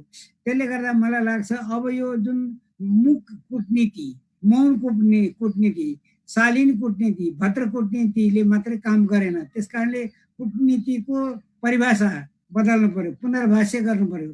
अघि बुद्धिनारायणजीले भन्नुभयो ह्यान्डब्रेक डिप्लोमेसी। अब यस्तै ह्यान्डब्रेक अथवा के हो राख्ने। त्यसले गर्दा मलाई अब त्यो धरना दिनेसम्म हाम्रो प्रधानमन्त्रीले गएर अहिले भारतले बनाएको बाटोमा सदलबल धरना दिनेसम्म पनि अब डिप्लोमेसीको परिभाषा बिताउनु पर्यो, पुनर्भाष्य गर्नु पर्यो भन्ने मेरो माग हो। नत्र भर्खरै हिजो मात्रै भारतका सेना प्रमुखले यो अघि पनि कुरा आयो, यो हाम्रो भूमि हो, हाम्रो भूमिमा हामीले बाटो बनायौँ र नेपालले अर्काको कुरा सुनेर अगाडि आएको छ भन्नुभएको छ। यो त यहाँसम्मको नचाहिने कुरा हो। यस्तो केटाकेटी कुरा भारतको सेना प्रमुखले त्यसो भन्नु उहाँलाई सुहाउँदैन। त्यो पदअनुसारको उहाँको भनाइ भएन। यो त हाम्रो केटाकेटीले नि भन्दैन, भारतको केटाकेटीले नि भन्दैन, अलिकति बुझिया मान्छेले। त्यसले गर्दा मलाई लाग्छ यसलाई फेरि हाम्रो सेनापतिले, हाम्रो प्रधान सेनापतिले त्यो बेलामा जवाफ दिन्छु भन्नुभएको छ। बेला कहिले हो अब त्यो साहित्य हेर्ने होला हाम्रो त। त्यसले गर्दा यतातिर चाँडो गर्नु पर्यो, छिटो गर्नु पर्यो। र यो जति पर्ख्यो त्यति सेलाउँछ। फलाम सेलाएपछि पिटेर हामीले बनाएको भाँडा बन्दैन। त्यसले गर्दा फलाम तातो भएको बेलामै हिर्काउनु पर्छ, जे बनाउने त्यही बनाउनु पर्छ। र अघि भने जस्तै आजै अहिले हाम्रो प्रधानमन्त्रीजीले भारतीय प्रधानमन्त्रीलाई फोन गरेर भन्नु पर्यो अब यो त स्टप, त्यहाँ रोक्नुहोस्, अब त्यो बाटो हामीलाई हस्तान्तरण गर्नुपर्छ, हामी लिन्छौँ र तपाईँहरूलाई हामी हाम्रो भन्सार तिरेर हाम्रो कानुन मानेर हामी तपाईँलाई यातायात छलफल गरेर यातायात सुविधा दिन्छौँ, बनाइसकेका बाटो हामी पुर्दैनौँ, तर अब त्यसको स्वामित्व चाहिँ हाम्रो हुन्छ, किनभने हाम्रो भूमिमा भएको हुनाले। अब भएको खर्च के गर्ने भन्दाखेरि खर्च हामीलाई ऋणमा राख्नुहोस्, निर्व्याजी ऋण, हामीले तीबाट पैसा उठाउँछौँ, तीबाट पैसा तिर्छौँ र केही वर्षपछि हामी तिरिसक्छौँ भन्ने कुरो भन्न सक्नु पर्यो। नत्र यहाँ बालुवाटारमा अथवा सिंहदरबारको मन्त्री परिषद र प्रधानमन्त्रीको कार्यालयमा ठुलो स्वरमा मात्र कराएर त्यसको प्रतिफल आउँदैन। हामी त तपाईँको ठुलो स्वर पनि सुनेका छौँ, सानो स्वर पनि सुनेका छौँ। त्यसले गर्दा मलाई लाग्छ अन्तर्राष्ट्रिय मञ्चमा ठुलो स्वरमा त्यहाँ कराउनु पर्यो, त्यहाँ तपाईँको जीवन्तता त्यहाँ हुनु पर्यो। यहाँ आफ्नो वरिपरि मान्छे आफ्ना सल्लाहकारको अगाडि त जल्दी भन्छ म नि यहाँ यति ठुल्ठुला कुरा गर्छु तर बाहिर गएर गर्छु कि गर्दिनँ, त्यो पो प्रश्न हो। त्यसले गर्दा मलाई लाग्छ मेरो प्रधानमन्त्रीज्यूलाई हिजो जुन नीति र कार्यक्रममा तपाईँले राख्नुभयो त्यो उत्तम हो, त्यसको समर्थन र स्वागत गर्दै अब यसरी भएन, यसले पुगेन, यो अपर्याप्त भयो र ह्यान्डब्याग डिप्लोमेसी अथवा धर्ना डिप्लोमेसी, अब के कुरो डिप्लोमेसी हो, विवाद डिप्लोमेसीतिर जानु पर्यो भन्ने मेरो आग्रह हो। अब यो क्षेत्र हाम्रो हो भन्ने कुरा इतिहासले, भूगोलले, इतिहासले र परम्पराले र अनुभवले बताएको छ। त्यसले गर्दा मलाई अन्तर्राष्ट्रिय नियम अनुसारले बताएको छ।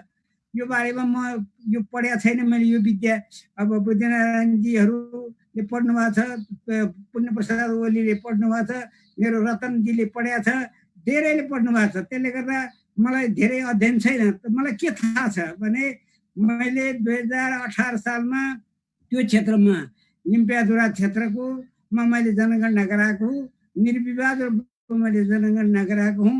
म त्यो क्षेत्रको जोनल अफिसर थिएँ। मैले मेरो मान्छेले, मेरो खरदार साहबले, मेरो मुखिया साहबले, मेरो गणक साहबले गरेर त्यहाँ जनगणना गराएको, त्यो मलाई थाहा छ 2018 साल। अब यो मलाई 19 सालमा जस्तो लाग्छ त्यो भारतीय र चीनसँग गडबड भएपछि सेना भाग्दै आएर कालापानीमा बस्यो। कालापानीमा निर्जन थियो, हाम्रो उपस्थिति थिएन। त्यसले गर्दा मलाई लाग्छ त्यहाँ बसी गयो। अनि म सुन्छु, हात लिखत छैन, प्रमाण छैन, तर केही छ। त राजा महेन्द्रलाई त्यो बेलामा परराष्ट्र मन्त्री ऋषिकेश शाहले भने रे हिन्दुस्तानी फौज आएर बस्यो त्यहाँ भनेर। के गर्ने भन्दाखेरि राजा महेन्द्रले निच मार भने चुप लाग भने अरे। अब निच मार भने चाहिँ उहाँले त्यो भाषा बुझ्नुभयो, उहाँले निच मार्नुभयो। त्यो निच मारे त्यो निच अहिलेसम्म मर्यो। त्यसले गर्दा मलाई त्यहाँ समथिङ केही छ, पक्का दालमा कालो छ। त्यसले गर्दा त्यो बेला कहाँ गल्ती भयो, लिखत छैन। अघि पनि कुरा भयो, रतनजीले कुरा उठाउनु भयो। नेपालका 18 ठाउँमा भारतीय सैनिक, सशस्त्र सैनिक चेकपोस्ट थियो। त्यहाँ आधुनिक सञ्चारका साधन पनि थिए। त्यो बेलामा चीनसँग नेपालको दौत्य सम्बन्ध स्थापित भएको थिएन। 12 साल साउन 17 गते मात्र दौत्य सम्बन्ध स्थापित भएको हो। त्यसले गर्दा चीनको विरुद्ध हुन सक्छ, मलाई थाहा छैन। 18 ठाउँमा चेकपोस्ट, त्यस्तो ठाउँमा लार्के भन्याङ, 1800 खोला, लामा बगाएर जस्ता ठाउँमा चेकपोस्ट राख्यो। अब त्यो चेकपोस्ट किन राख्यो? सञ्चार साधन सहितको चेकपोस्ट राख्यो। त्यहाँ हाम्रा 1-2 जना मान्छे बसेछन्, हाम्रो मान्छेले के थाहा र। तर कीर्तिनिधि विष्टले 2026 सालमा राजा महेन्द्रलाई भन्नुभयो त म त्यहाँबाट फौज हटाउँछु भनेर। अनि राजा महेन्द्रले भने रे तिमी फौज हटाऊ, तिमीलाई पनि 1 वर्ष म हटाउँछु भनेर। र उहाँलाई चैत 27 सालको वैशाखमै उहाँ रहनु भएन, प्रधानमन्त्रीबाट झिकिनुभयो। तर 28 सालमा फेरि प्रधानमन्त्री हुनुभयो, 1 वर्ष हटाए। त्यसले गर्दा यी सब कथाहरू छन्। र अनि कीर्तिनिधि विष्टलाई बुद्धिनारायणजीले मैले एउटा प्रोग्राममा भन्यौँ, तपाईँले 18 ठाउँको चेकपोस्ट हटाउनु भयो, त्यो कालापानीको चाहिँ किन हटाउनु भएन भन्दाखेरि मलाई थाहा थिएन, मलाई कसैले भनेन, बुद्धिनारायणले भने पनि हुन्थ्यो, भैरवी शाहले भने पनि हुन्थ्यो, म हटाउँथे भन्नुभयो। तर अनि हामीले भन्यौँ के भने तपाईँले ढाँट्नुभयो, थाहा छैन भनेर ढाँट्या होइन भने तपाईँ योग्य हुनुहुन्न। प्रधान आफ्नो मुलुकमा विदेशी ब्यारेक बसे पनि थाहा छैन भन्ने मान्छे प्रधानमन्त्रीमा योग्य हुन्छ भनेर मैले भने अलिक कडा छ भन्ने उहाँ फिस्सा हाँस्नु हो। बुझ्नारायणजी नै सम्झनुहुन्छ होला। त्यसले गर्दा मलाई लाग्छ यो हाम्रो पदमा बस्ने मान्छेहरूको लाचारी किन हो थाहा छैन। त्यसले गर्दा त्यहाँ नत्र त्यही बेलामा हट्थ्यो, त्यो 27 सालमै त्यो फौज हट्थ्यो, हटेन। अहिले आएर अब यो झन् यो रोग फैलिरहेछ। अब आएर त्यो जग्गा हाम्रो हो भनेर दाबी गरिरहेछ। लिपुलेक, लिम्पियाधुरा र कालापानी सुगौली सन्धि अनुसार काली पूर्व पर्छ। सुगौली सन्धिमा रतनजीले भन्नुभयो काली नै काली जङसिङ्गो हाम्रो हुनुपर्ने, काली पश्चिम नेपालको राजाले दाबी गर्दैन भनेको काली पश्चिम भनेको छ भनेपछि काली त हाम्रो हुनुपर्ने। त्यो हाम्रो त्यो बेलाको नै व्याख्या गरेन, काली हाम्रो आधा मात्र भन्ने भयो। र अहिले त्यो कालीको त्यत्रो पानी जम्मै उतातिर हिन्दुस्तानमा 65 लाख कति हेक्टर जमिन सिंचित हुन्छ, हामी कहाँ अलिकति पनि पानी मात्र थोरै आउँछ। त्यसले गर्दा मलाई लाग्छ सुगौली सन्धिले त्यो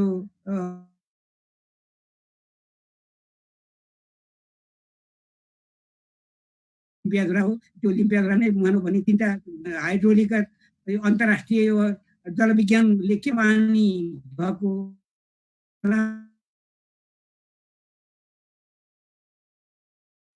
क्षेत्र भएको नाउँबाट रहन्छ भनेर। त्यसले गर्दा मलाई लाग्छ यो काला पानीमा भएको लिपु पानी थोरै पानी छ त्यहाँ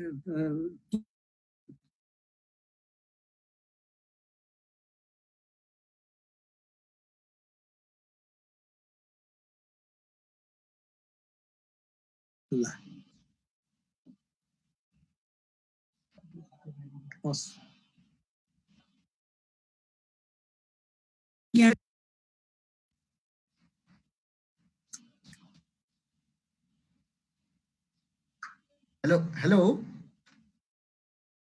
भैरव दाई हेलो। दराउसँग प्रमाणहरू पेश गर्नु पर्यो। अब प्रधानमन्त्री एकजना मन्त्रीले हामीसँग त त्यो प्रमाण छैन पनि भन्नुभयो त। फेरि हिजो प्रमाण छ भन्ने कुरो आयो।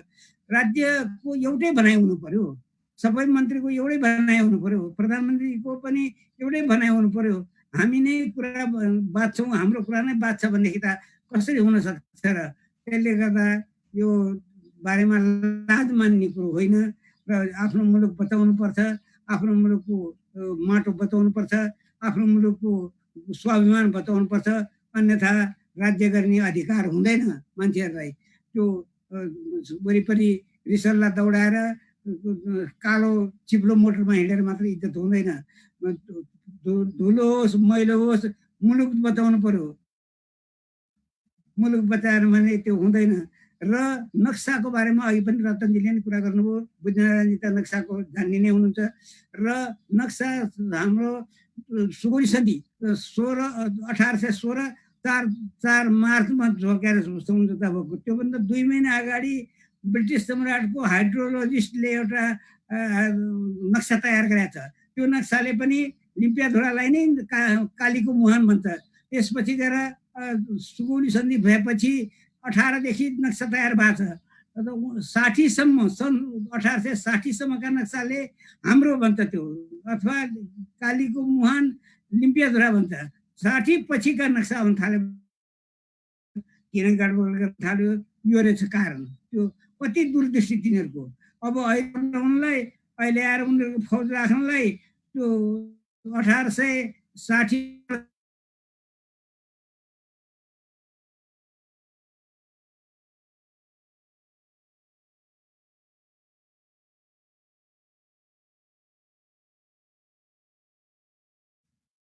हेलो प्राविधिक केही समस्या भएको जस्तो छ। भैरव दाई उहाँको इन्टरनेटमा केही प्रब्लम केही समस्या भएको जस्तो देखिन्छ। भैरव दाई हामी कार्यक्रम अगाडि बढौँ। उहाँ फेरि पनि जोडिनु हुनेछ म आशा गरौँ। हेलो, अब कार्यक्रम अगाडि बढाउँ। उपस्थित सम्पूर्ण आदरणीय साथीहरू, अहिले हाम्रो यो हजुर उहाँ हेलो? गए जस्तो छ, उहाँ अहिले लाइनमा हुनुहुन्न, इन्टरनेट डिस्कनेक्ट भयो जस्तो छ। उहाँको इन्टरनेटमा केही समस्या भएको जस्तो देखिन्छ। उहाँ जोडिनु भएपछि हामी फेरि उहाँका कुराहरू सुन्ने नै छौँ, कन्टिन्यू गर्नेछौँ। अहिले हाम्रो यो जुम बैठकमा 186 जना साथीहरू हामीसँगै जोडिनु भएको छ भने हाम्रो यो कार्यक्रम अनलाइन मजदुरको फेसबुक पेज र साथसाथै नेपाल रिभोल्युसनरी स्टुडेन्ट्स युनियनको फेसबुक पेजमा पनि लाइभ भइरहेको म तपाईँहरूलाई जानकारी गराउन चाहन्छु। र साथसाथै रेडियो जनसञ्चारका साथीहरूले पनि यसको प्रत्यक्ष प्रसारण गरिराख्नु भएको उहाँहरूले हामीलाई जानकारी पठाउनु भएको छ र नमस्ते टेलिभिजनले पनि यसलाई प्रत्यक्ष प्रसारण गरिरहेको म तपाईँहरू समक्ष जानकारी गराउन चाहन्छु। र अब हामी कार्यक्रम अगाडि बढाउँ। भैरव दाईको कुरा हामी फेरि उहाँ जोडिनु भएपछि सुन्नेछौँ। उहाँ जोडिनु भयो। निरजी, हेलो हेलो हजुर, उहाँ जोडिनु भयो, उहाँ फेरि आउनुभयो, जोइन भैरव दाई हेलो भैरव दाई। हजुर, प्रविधि भने यस्तै हो कि बाहिरबाट ल्याएको प्रविधि शङ्ख बजाएको घण्ट बजाएको यसरी रोकिँदैन थियो। हुन्छ दाई, हजुर आफ्नो कुरा कन्टिन्यू गर्नु होला। र मेरो कुरा जति लम्बिया पनि हुन्छ जति छोट्याए पनि हुन्छ, वास्तवमा कुरो त्यही हो। जति लामो डोरी बाटे पनि गाँठो एउटै भने जस्तै जति कुरो लामो गरे पनि वा छोटो कुरो गरे पनि लिम्पियाधुरा नै कालीको मुहान हो र त्यो सम्पूर्ण क्षेत्र नेपालको हो। र हाम्रो क्षेत्रमा त्यसरी बाटो बनाउन पाइँदैन, त्यसरी अधिकार लिन पाइँदैन। त्यो हामीलाई तुरुन्त त्यहाँबाट उहाँहरू जसरी आएर सुरुको आएर बस्नुभएको थियो, उहाँहरू खुरुक्क उठेर जानुभयो भने सबभन्दा उत्तम हुन्छ, झन्झट पनि हुँदैन। र राज्य पनि अब अलिकति तातो कि क्या हो, त्यो एउटा चेकपोस्ट चाहिँ एउटा सुरक्षा अङ्ग एउटा बस्यो है अस्तिबाट, त्यो छाङ्ग्रुमा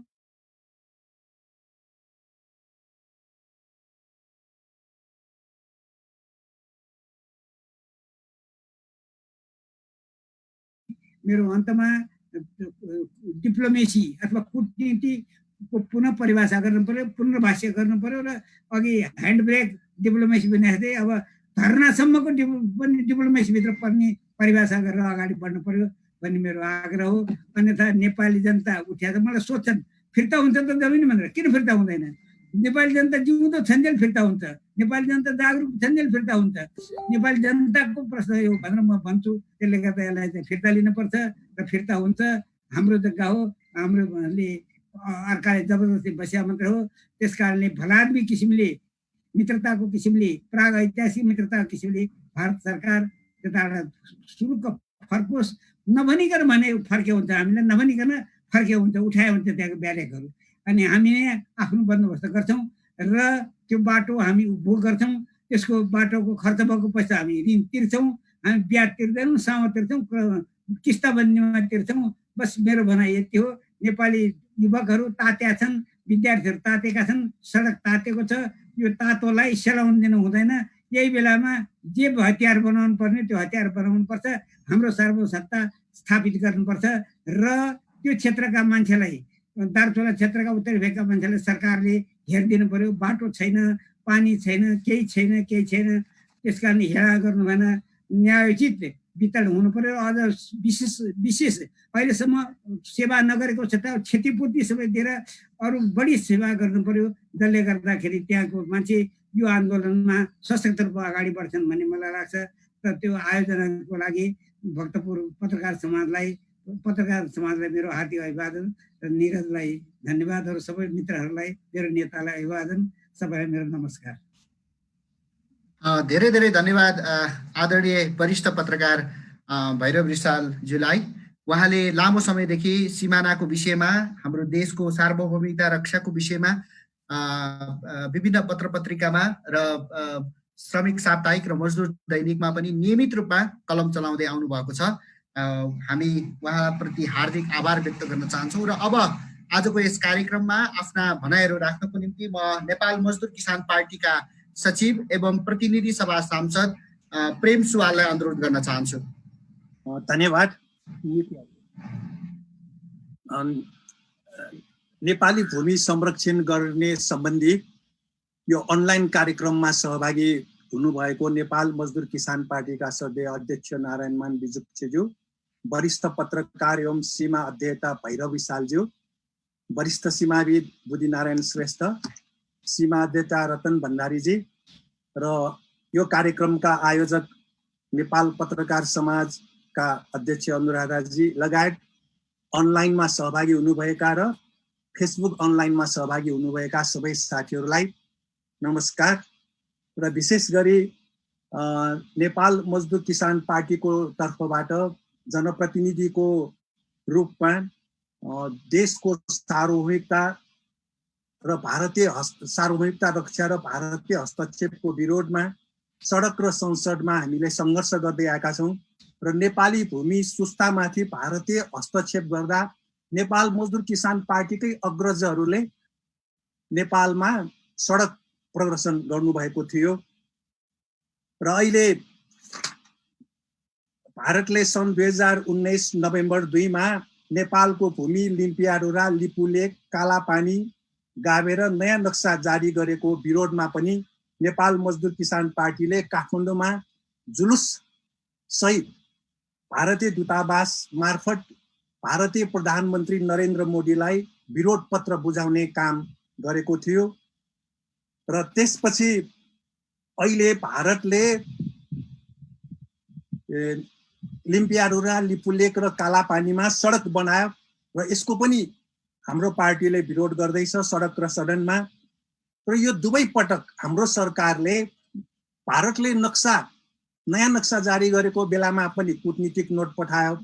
अहिले भारतले नेपाली भूमि अतिक्रमण गरेर सडक बनाएको बेलामा पनि कूटनीतिक नोट पठायो।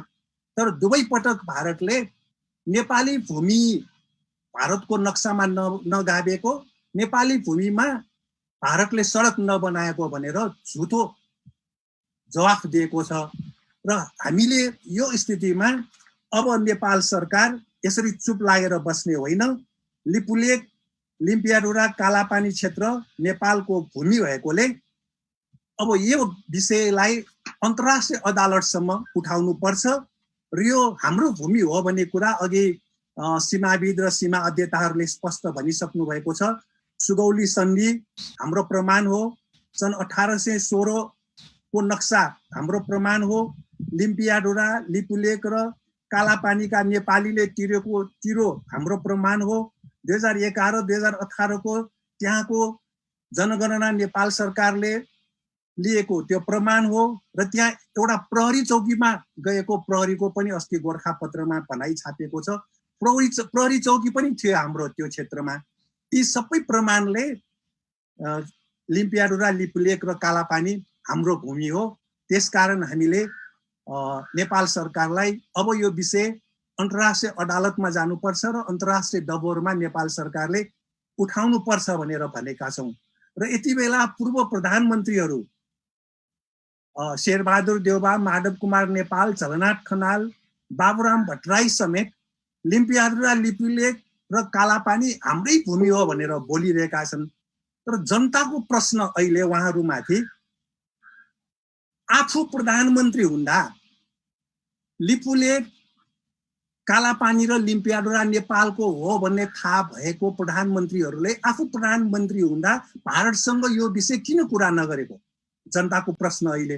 उहाँहरूले अर्को प्रश्न उठाउनु भयो, पश्चिम नेपाल मात्र होइन पूर्वी नेपालमा पनि त्रिदेशीय बिन्दु कहाँ हो ठेगान छैन रे। त्यसो भए उहाँहरू प्रधानमन्त्री हुनुभएको बेला त्रिदेशीय बिन्दु नेपाल, भारत, चीनको बिन्दु कहाँ छ भनेर उहाँहरूले किन उठाउनु भएन? अहिले भूतपूर्व भइसकेपछि यो विषय किन उठाउनु भयो? आफू प्रधानमन्त्री भएको बेला किन उठाउनु भएन? यो पनि जनताको प्रश्न हो। र अर्को, लिम्पियाडोरामा नेपालको सुरक्षाकर्मीको चौकी थियो र अझ नभएको ठाउँमा आफ्नो सीमासम्म उहाँहरू प्रधानमन्त्री हुनुभएको बेलामा किन राख्नु भएन प्रहरी चौकी? र अहिले पूर्व पदाधिकारीको सुरक्षाको नाउँमा हजारौं सशस्त्र प्रहरी उहाँहरूले अगुवा पछुवा राखेर हिँडिराख्नु भएको छ। नेपालको सीमा सुरक्षा गर्नलाई अहिले प्रहरी पुगेको छैन र ती प्रहरीलाई सीमा सुरक्षामा पठाऊ भनेर उहाँहरूले किन फर्काउनु भएन? त्यसकारण पूर्व प्रधानमन्त्रीहरू अहिले दोषी देखिन्छ र उहाँहरूले जे कुरा भनिरहेको छ त्यही देखिन्छ, आफ्नो पालोमा केही नगरेको देखिन्छ। र मे 8 मा नेपाली भूमि अतिक्रमण गरी भारतले सडक बनाएपछि यसपटक पनि अब सरकारले कूटनीतिक नोट बुझाउँदाखेरि भारतीय वक्तव्य परराष्ट्र मन्त्री, नेपालको परराष्ट्र मन्त्रीलाई भारतीय राजदूतले थम्यायो र त्यसमा नेपालको भूमिमा सडक नबनाएको भनेर झुटो कुरा लेखेको छ। त्यसकारण नेपाल सरकार अब भारतको दक्षिण एसियामै उसको नीति भनेको आक्रामक र शत्रुतापूर्ण भएको विषयलाई नेपाल सरकार सचेत भएर अगाडि बढ्नुपर्छ र नेपाल सरकारले अन्तर्राष्ट्रिय अदालतमा मुद्दा दिँदाखेरि भोगाधिकारको पनि प्रश्न हुन्छ भन्ने आएको छ। र सन् 1949 पछि चीनको क्रान्तिपछि भारतले नेपाललाई चीनको डर देखाएर अब चीनको क्रान्ति नेपालमा पनि प्रवेश गर्छ भनेर भारतले नेपालको त्यस बेलाका शासकहरूलाई हिमालतिर अब चौकी राख्नुपर्छ भनेर चौकी राखेको भन्ने पनि हामी अहिले सुन्दैछौँ। र त्यो चौकी हटाइयो तर पूर्ण रूपमा हटाइएन र कालापानीमा रहेपछि त्यो बढ्दै आएको छ। त्यसकारण हामीले कालापानीमा त्यो चौकीमा बस्ने एकजना प्रहरीले त्यो चाहिँ भारतीय गोर्खा भर्ती केन्द्रमा भर्ना भएको रहेछ र भारतीय गोर्खा भर्ती केन्द्रमा भर्ना भएका नेपाली व्यक्ति भारतीय सेना बनाएर नेपालकै भूमिमा भारतले तैनात गरेको रहेछ। त्यसकारण हामीले यो 1947 को नेपाल भारत बीचको र बेलायतसम्मको यो गोर्खा भर्ती केन्द्र त्रिदेशीय सम्झौता छ, यो सम्झौतालाई पनि खारेज गर्नुपर्छ भनेर हाम्रो पार्टीले उठाउँदै आएको छ।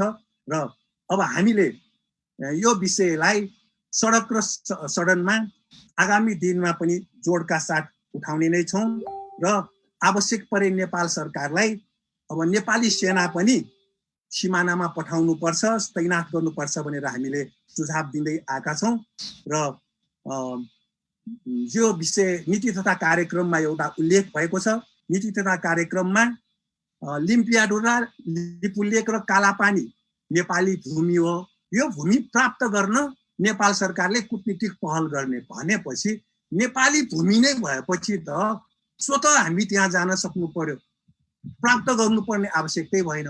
त्यसकारण त्यो नक्सा जारी गर्नुपर्छ भनेर हामीले उठाएका छौँ। हुन त सरकार यो नीति कार्यक्रममा पनि नक्सा जारी गर्ने कुरो उल्लेख छ, तर प्राप्त गरिसकेपछि भन्ने छ। प्राप्त गरिसक्नु पर्दैन, हाम्रो भूमि हो त्यो, हाम्रो भूमि भएकोले अगाडि नै हाम्रो भूमि भइसकेकोले हामीले अब नयाँ नक्सा जारी गर्ने हो लिम्पियाढुरासम्मको भनेर हामीले सरकारलाई सुझाव दिएका छौँ। र आगामी दिनमा पनि सीमा अध्ययता र अन्य नेपाली जनताको सबै विषयलाई लिएर हामीले सदनमा र सडकमा यो कुरालाई उठाइरहनेछौँ। र यो कार्यक्रमको निम्ति फेरि एकपटक पत्रकार समाज नेपाललाई धन्यवाद दिन चाहन्छु। धन्यवाद। धन्यवाद नेपाल मजदुर किसान पार्टीका केन्द्रीय सचिव एवं प्रतिनिधि सभा सदस्य आदरणीय प्रेम सुवाललाई उहाँका भनाइहरूको निम्ति, उहाँका गहकिला विचारहरूको निम्ति। अब हाम्रा 5 जना वक्ताहरूमध्ये हामीले सीमा अध्येता रतन भण्डारीका विचारहरू सुन्यौँ। त्यस्तै गरी वरिष्ठ सीमाविद आदरणीय बुद्धिनारायण श्रेष्ठका विचारहरू पनि हामीले सुन्यौँ।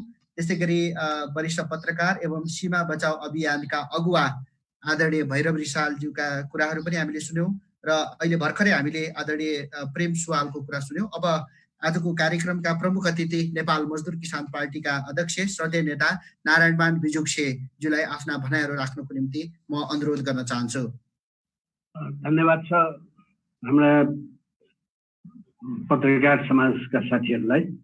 भैरव रिसालजी, रत्न भण्डारी र बुद्धिनारायण श्रेष्ठजीले जे बोल्नुभयो, आफ्नो विषय राम्रोसँग बोल्नुभयो। अब सहभागी सबै मित्रहरूलाई राम्रै भयो होला। पछि पनि फेरि उहाँहरूसँग हाम्रो छलफल हुँदै जाओस् भन्ने म पत्रकार समाजलाई अनुरोध गर्न चाहन्छु। अब अब हिन्दुस्तानको सेना अध्यक्षले यो अरूको निम्ति नेपालीहरूले यो किचौला उठाएको भन्ने जुन भनाइ छ, त्यसमा म उहाँसँग एउटा प्रश्न के गर्न चाहन्छु भने यो कुरा सेनापतिले बोल्ने होइन, प्रधानमन्त्रीले बोलेपछि हामी जवाफ दिन्छौँ। किनभने त्यो प्रधानमन्त्रीको विषय हो र सेनापतिको होइन। किन भन्नु होला भने सेनापति र प्रधान सेनापतिहरूले सोचेको त्यही ठिक र उचित हुने भए लडाइँमा कसैको पनि हार जित हुने थिएन। दुवैतिरको सेनापतिहरू त्यतिकै राम्रो हुने भएदेखि युद्धको छिनोफानो नै हुँदैन। त्यसकारण युद्धको छिनोफानोले त्यहाँको यो अहिले धर्मको नाउँमा राजनीति गर्ने भाजपाका नेता प्रधानमन्त्रीजीले नै गर्नुपर्छ। उहाँ त साह्रै राम नाम जप्ने मान्छे हुनुहुन्छ उहाँ। र एउटा मलाई एउटा व्यङ्गचित्रको सम्झना हुन्छ, अगाडि राम राम भनेको हुन्छ, पछाडि उसँग छुटा भएको हुन्छ। त्यसरी धर्म चल्दैन। मान्छे को भन्ने कुरा मुखले भनेको अनुसार होइन, उसले व्यवहार अनुसार हुन्छ। र धर्मको आडमा कुन कुन देशले कुन कुन देशमाथि हमला गर्यो भन्ने कुरा म पछि बताउँला। त्यसकारण म फेरि पनि भन्छु, सेनापति अगाडि बढ्दैन, लडाइँमा अगाडि बढ्छ, तर राजनीतिमा अगाडि प्रधानमन्त्री आउनुपर्छ। र म अर्को विषय जान्छु, कहिलेकाहीँ सेनापति नै राजनीतिक ढङ्गले आएपछि, जस्तो कि नेपोलियन आएको थियो, लाखौँ सेना लिएर मस्को पुगेको थियो, फर्कँदाखेरि त केही हजार मात्रै उसँग सेना थियो।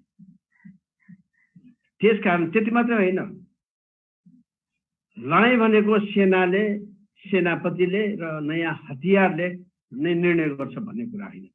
यदि त्यसो हुँदो हो त नेपोलियनले एल्बा टापुमा बन्दी हुनुपर्ने थिएन, पछि सेन्ट हेलेनामा जानुपर्ने थियो। त्यसकारण राजनीतिक नेताहरूको बुद्धि पुगेपछि मात्रै ठिक ठाउँमा आउँछ। यो सेनापतिहरू फौजको आधारमा हुने भएदेखि त भियतनाम जस्तो सानो देशले अमेरिकाले हराइदियो, त्यो झुन्डिएर हेलिकप्टरमा झुन्डिएर भाग्नुपर्ने थिएन अमेरिकामा। यसले संसारका आफूलाई ठुलो सम्झने, बलियो सम्झने शक्ति राष्ट्रहरूले बुझ्नुपर्ने कुरा साथसाथै छिमेकी देशहरू एकै गरेर मिच्दै अतिक्रमण गर्दै गर्दा विजयी हुने मुसोलिनी र हिटलर हार्नुपर्ने थिएन। सानसाना देशहरूलाई हमला गर्दै र मिच्दै, र तिनीहरूबाट सिकेन भने अहिलेका जुनसुकै ठुलो देश पनि समाप्त भएर जाने एउटा नियमै छ। ठुलो हुँदै जान्छ, जति ठुलो हुँदै जान्छ साथसाथै उसको आयु पनि घट्दै जान्छ। एउटा भौतिक नियम हो। धर्म, जात या नस्ल, अति राष्ट्रवाद, अन्तर्राष्ट्रवाद, सङ्कीर्ण राष्ट्रवाद तथा बडा राष्ट्र अहङ्कारवाद, जसलाई सोभिनिजम भन्छ, फ्रान्सेली जर्नलहरू थिए त्यसका खुब।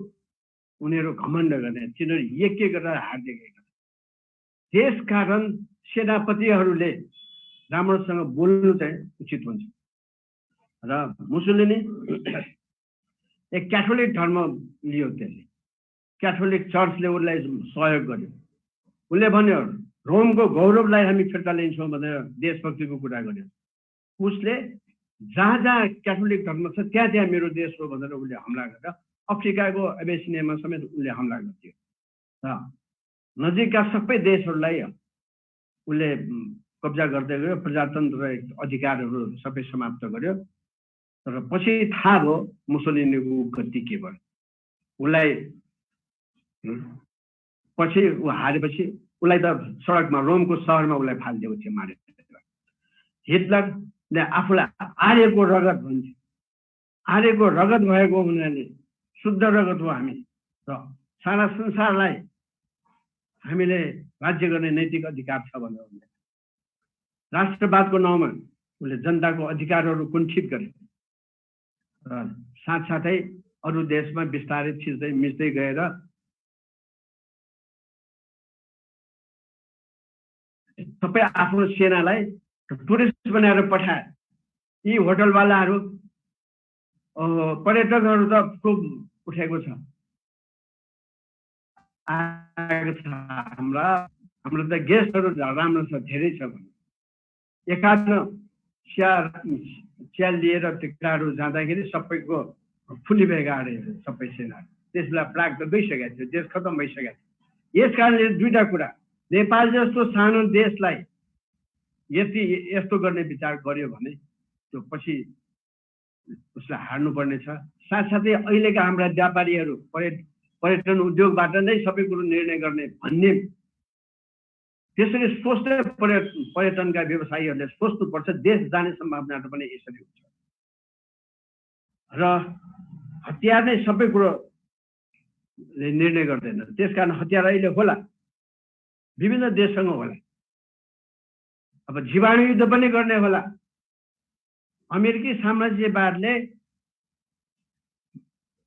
कोरिया युद्धमा 1950 देखि 53 सम्मको युद्धमा उनीहरूले किरा फट्याङ्ग्राहरू जुम्रा र यी सबैलाई प्रयोग गरेका थिए। तिनीहरूले लडाइँमा जब पक्राउ पर्यो उनीहरूको त्यहाँको त्यो ल्याबोरेटरी नै रहेछ, त्यो सबै किटाणुलाई उनीहरूले लगाएको रहेछ। साथसाथै उनीहरूले एउटा रुखमा एउटा सिसी झुन्ड्याएको रहेछ, त्यसलाई खोलिदिएको रहेछ बिटको। हावाले बिस्तारै त्यो किटाणुहरूलाई हावाले लग्यो र गाउँको गाउँ सखा। त्यस साथसाथै भियतनाम युद्धमा पनि अमेरिकाले अनेक किसिमका त्यस्ता हतियारहरू उनीहरूले प्रयोग गरेका थिए र साथसाथै सुन्तला रङको अरेन्ज केमिकलहरू तिनीहरू प्रयोग गरेर सारा जङ्गलहरू सखा पारेका थिए, गाउँका गाउँ ध्वस्त पारेका थिए। तर नयाँ नयाँ हतियारले पनि युद्ध नजित्ने रहेछ भने थाहा पाए र अब अरूले पनि यदि मसँग धेरै हात हतियार छन् भनेर फुर्ती गर्यो भने निश्चय पनि उसलाई पनि खाने मान्छेहरूको कमी हुँदैन। जसरी हिटलर र मुसोलिनी आए र उनीहरू गए। त्यसकारण अहिले यो सम्बन्धमा ती ठाउँहरू नेपालको हो भन्ने कुरा नेपालीहरूले, हाम्रो सरकारले र जनताले सबै कुरो प्रश्न पारिसकेको बेलामा तिनीहरूले त्यसरी गर्यो भने त्यसले आक्रमण बाहेक के भन्दैन। तर हुन त भारतीय विस्तारवाद भनेर भनेको आज होइन, 1962 देखि नै भने। ठुलो देशमाथि हमला गर्न सक्दैनले, सानो देशलाई त झनै हमला गर्ने। त्यसकारण दक्षिण एसियाली देशहरू एकदम सतर्क हुनुपर्ने हो। सिक्किम समेत खाइदियो, सानो देश भएको हुनाले। साथसाथै पूर्वी पाकिस्तानमा बङ्गलादेश बनाइदियो आफ्नो सेना पठाएर र 20-25 वर्ष लगाएर तमिलहरूलाई प्रयोग गरेर श्रीलङ्का आफ्नो कब्जामा लिने काम गर्यो। तर त्यहाँका जनताहरू लड्दै गर्दा बल्ल बल्ल त्यो आफ्नो देशलाई स्वतन्त्र बनायो र अहिले काश्मीरलाई तटस्थ बनाउनु पर्ने उसको आफ्नै झन्डा छ, आफ्नै संविधान छ, आफ्नै सबै बन्दोबस्त छ। तर यसपालि धार्मिक भन्ने तर युद्धबाट त्यो काश्मीर कब्जा गरिदियो। अहिले सेनाको धेरै ठुलो बटालियनहरू त्यहाँ राखेका छन्। त्यसकारण जो पानीसँग खेल्छ त्यो पानीमै मर्छ, जो आगोसँग खेल्छ आगोमै मर्छ भने जस्तै यदि हिन्दुस्तानले यो अहिलेको भाजपाको सरकारले फाँसीवादी ढङ्गले युद्ध खोज्छ भनेदेखि एसियाली जनताले मात्र होइन, संसारका सबै जनताले त्यसको जवाफ पनि त्यसरी दिन्छ जसरी मुसोलिनीले हिटलरलाई दियो। धर्मको नाउँमा, जातको नाउँमा, राष्ट्रको कट्टर राष्ट्रियताको नाउँमा जसले जसले त्यस्तो युद्ध छेडेका छन् तिनीहरू सबै हारेका छन्। त्यसकारण भारतीय जनतालाई दबाएर, त्यहाँ पनि हिन्दू र मुसलमान गरेर तल्लो जातिलाई दबाएर, प्रगतिशील जनतालाई दबाएर हिन्दुस्तानको बन्दोबस्त पनि त्यसरी गर्न सक्दैन। हिन्दुस्तानी जनताले पनि त्यसको जवाब दिनेछन् र हामी भारतीय जनतासँग मिल्छौँ।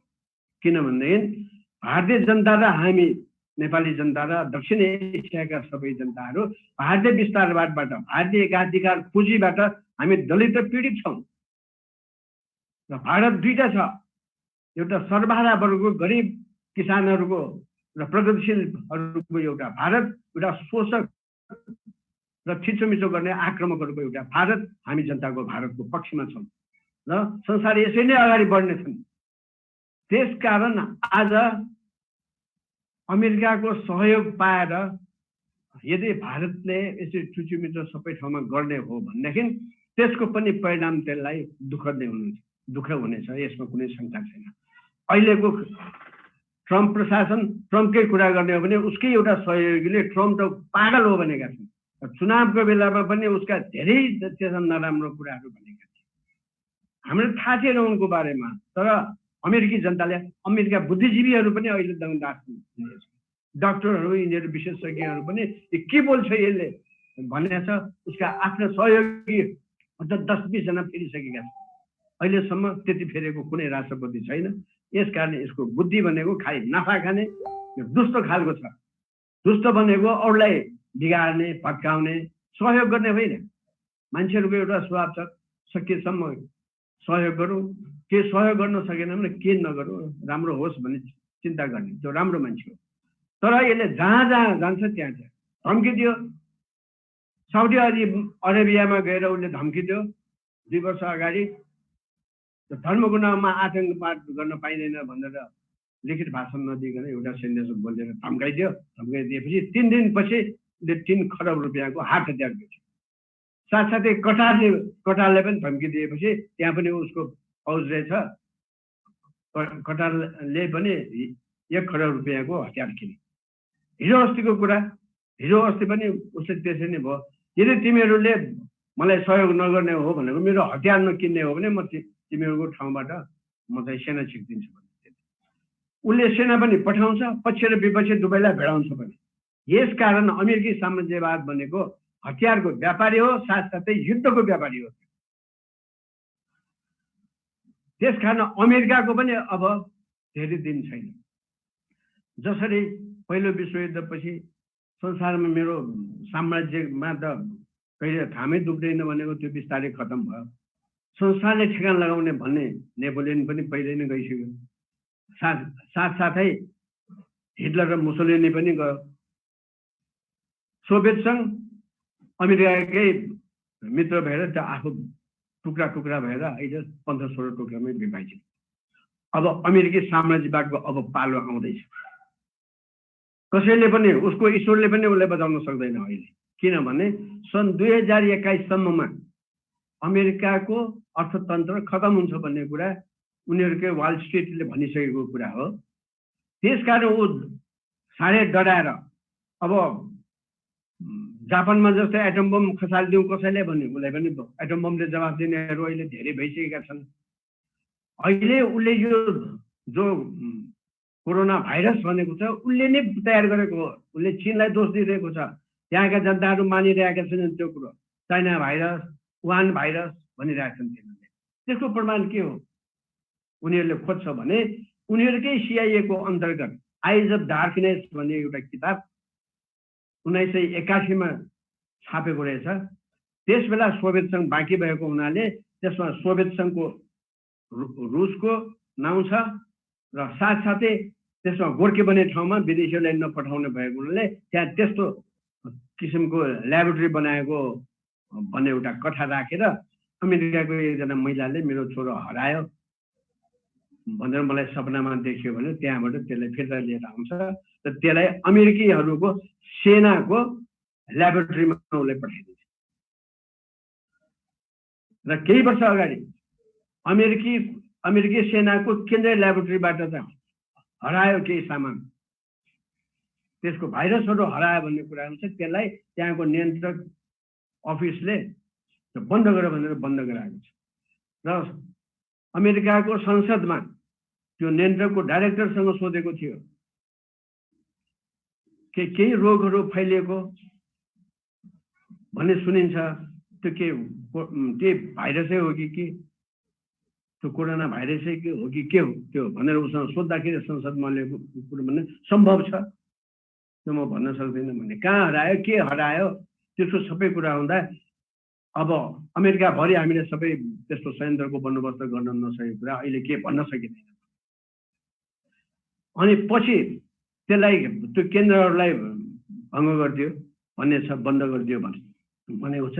त्यो चोरी कहाँ भयो, कसले लग्यो भन्ने कुरो अहिलेसम्म पत्ता लागेको छैन। सायद उनीहरूलाई थाहा हुनुपर्छ। अब परिस्थितिले के बताइदियो भने 5 जना सेनालाई वुहान भन्ने ठाउँमै उनीहरूको सैनिकहरूको खेलकुदमा पठाएको, त्यसपछिदेखि त्यो रोग त्यहाँबाट सुरु भयो भन्ने छ। अहिले नै एकजना मान्छे आएपछि हामी गाउँमा खोज तलास गरेर ल यो कहाँबाट आयो भनेर खोज तलास गर्नुपर्ने, 5-6 जना गइसकेपछि त्यसपछि ती 5 जनालाई थाहा नदिइकन त्यहाँको सरकारले त्यस्तो दिएर त्यो रोगीहरूलाई त्यहाँ पठाएको हुनुपर्छ, त्यसले त्यहाँ रोग फैलिएको थियो। त्यो त एटम बम त खसाल्नु पर्दैन। यदि नेपाल जस्तो ठाउँमा भएदेखि त हामी सबै खतम भइसक्यो। त्यसकारण जीवाणु युद्ध यो ट्रम्पले खेलेको हुनुपर्छ भन्ने शङ्का गर्ने ठाउँहरू यिनीहरू हुन्।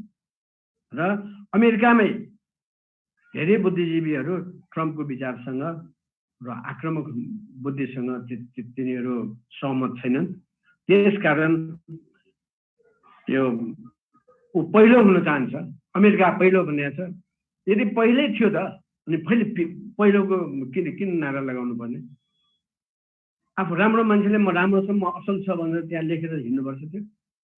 किनभने उसलाई थाहा भयो म समाप्त हुँदैछु भनेर, उसले त आफ्नो कम्पनीको मात्रै नाफा खोज्ने।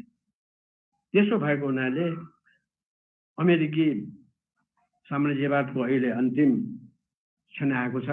उसका परराष्ट्र मन्त्री फेरि कस्तो ल्याटिन अमेरिका र अफ्रिकी देशहरूमा गएर फलाना देशसँग तिमीहरू व्यापार नगर त, उसले त उपनिवेश ल्याउँछ तिमीहरूलाई खतम गर्छ भनेर भन्ने। परराष्ट्र मन्त्रीको भाषा यस्तो।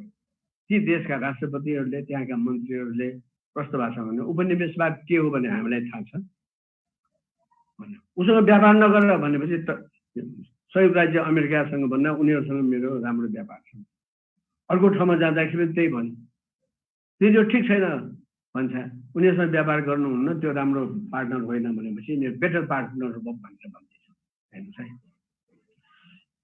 अब राष्ट्रपति छ मुखमा चाहे त्यो बोल्ने खालको, उसको परराष्ट्र मन्त्री झन् ल कुस्ती खेल्नु भन्ने खालको छ। त्यसकारण के त्यस्तो देशले त्यहाँको जनताले चित्त बुझाउन सक्ला, सारा संसारसँग व्यवहार गर्न सक्ला? त्यो कुस्ती खेल्ने हो त्यो। त्यसकारण यस्ता मानिसहरूले विनाशकाले विपरीत बुद्धि भनेको त्यही हो। अमेरिका फर्स्ट हुँदैन, अब अमेरिका बिस्तारै तल झर्ने, त्यो उसलाई भित्रभित्र उसलाई डर लागिसकेको छ। त्यसकारण त्यस्तो किसिमको स्थिति छ। त्यस्तो साथी राखेर यदि मोदीजीले या भारतको प्रधानमन्त्रीजीले त्यस्तो व्यक्तिसँग साँठगाँठ गरेर एसियामा अरू देशलाई धम्काउँछु भनेर मनमा राख्यो भने त गलती हुनेछ। जस्तो कि अहिले एमसिसीको कुरा उठिरहेछ, एमसिसी त गर्ने भनेर उनीहरूले हस्ताक्षर गरेको भन्छ, नेपालले त्यसलाई अझ स्वीकार गरेको छैन। जसले स्वीकार हस्ताक्षर गरेर आएको मानिसहरूले जनताको मार खानुपर्ने, सरकारले त्यसलाई बचाउन सक्दैन। र गुप्त रूपले सही गरेर आएको थियो।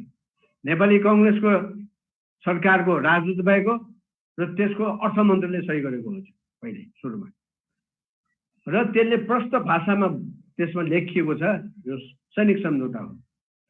र एमसिसी यहाँ पुरो उठाइसकेपछि त्यहाँको brigadier general, deputy brigadier general Nepal आएको थियो, उनीहरूको सलामी लिएको कुरा हाम्रो पत्रिकाले समेत आयो। एमसिसी सैनिक सङ्गठन होइन भन्ने तिनीहरू किन आउँछ? बुद्धिजीवी आउँथे। त्यसो भएको हुनाले यसमा दुईटा कारण छ। र भारत भयो, नेपाल भयो, श्रीलङ्का भयो, बङ्गलादेश भयो, साथसाथै बर्मा भयो, त्यहाँदेखि बिस्तारै यसरी थाइल्यान्ड भयो, मलेसिया भयो, सिङ्गापुरसम्म लान्छ। त्यो नेपाल किन तान्नु पर्यो त्यसमा भने किनभने बिजुली दिने, बिजुली बेच्ने भन्ने मान लगिदियो। र त्यो बिजुली कहाँबाट आउँछ भनेको अप्पर कर्णालीको बिजुलीमा कसको बेलामा भट्टराईको बेलामा गरेको थियो। नेपालले लिनुपर्ने, नेपालले बनाउनु पर्नेमा भारतलाई दिएर त्यहाँसम्म पुर्यायो। एउटा त्यहाँसम्म त बे अफ बङ्गालको बिमस्टेकको, बे अफ बङ्गालको छिमेकी देशहरूको भन्ने एउटा सङ्गठन त्यो हो। त्यसपछि त्यो सिङ्गापुर र मलेसियासम्म पुगेपछि त्यो प्रशान्त महासागर जोड्यो। त्यसले प्रशान्त महासागर पछि ऊ कहाँ जान खोज्छ अब भने यता इन्डोनेसिया, ब्रुनाई, त्यहाँदेखि बिस्तारै फिलिपिन्स आउँछ, जापान आउँछ, दक्षिण कोरिया आउँछ। यसरी बिस्तारै उनीहरूको आफ्नो ग्रुपको एउटा सैनिक सङ्गठन भएका देशहरूसँग मिल्ने अनि हिन्द पेसिफिक एउटा फेरि सैनिक सङ्गठन बनाउँछ अनि त्यसले युद्ध सुरु गर्छ। र यो बाटो किन बनायो भने त्यसले अब त्यो बाटोमा केही दिनपछि भारतले ट्याङ्क ओसार्नेछ, त्यहाँबाट ट्याङ्क जानेछ। त्यो सरल त्यो यो यात्रा धार्मिक यात्राहरू जाने होइन, तीर्थयात्रीहरू जाने बाटो होइन। किनभने इन्डियाले के बुझ्यो भनेदेखि त्यो धेरै तिब्बतसम्म जानलाई धेरै सजिलो बाटो हो। लडाइँ भयो भने उनीहरू त्यहाँबाट आयो भने के होला भनेर हतार पतार गएर त्यो खुट्टा गरेको स्ट्रेटेजिक बाटो भएको हुनाले। यदि साँच्चै त्यसो हो भने लडाइँ त्यही हुन्छ। यदि चीन आक्रामक भएको भए किन छोडेर जान्थ्यो? तिनीहरूले छोडेर जाने थिएन। लडाइँ कसले गर्न लगायो? चीन र उनीहरूको बिचमा त्यो मैकमोहन लाइन। मैकमोहन भने बेलायतको यता सर्भेट आयो, त्यस बेला जो फुरुफुरु गयो, चीन उनीहरूको आफू लडाइँमा थियो, के पनि उनीहरूले हेर्न सकेको थिएन। फुरुको सही गरेर एउटा जिल्लाको अधिकारी जस्तो मान्छे लगेर सही गराएको थियो। चीनले कहिले पनि मानेको थिएन त्यसलाई। त्यो च्याङ्गे सेवरले पनि मानेन, पछि आएको चीनको सरकारले पनि मानेको थिएन। त्यसको आधारमा लडाइँ भिडन्त गरेको थियो।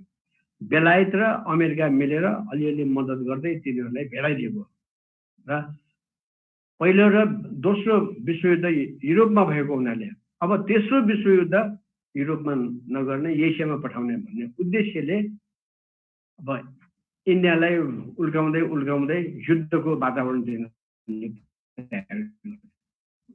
र तिनीहरूको भनाइ छ यो ठुलो जनसङ्ख्या पनि छ, तिनीहरूले धेरै युद्ध पनि हुन्छ, तिनीहरूले खेल्न सक्छ भनेर युद्ध गराउन खोजेको। त्यसकारण हामी नेपाली जनता सचेत हुनुपर्छ। तिनीहरूले नेपाललाई केन्द्र बनाउने, एमसिसीको केन्द्र नेपालमा राख्ने हो। यो अहिलेको सरकारले राम्रोसँग बुझ्नुपर्छ। होइन भने हाम्रो परराष्ट्र मन्त्रीले निकाल्नुपर्छ। यो नबुझ्ने मान्छेलाई सरकारमा राख्ने होइन।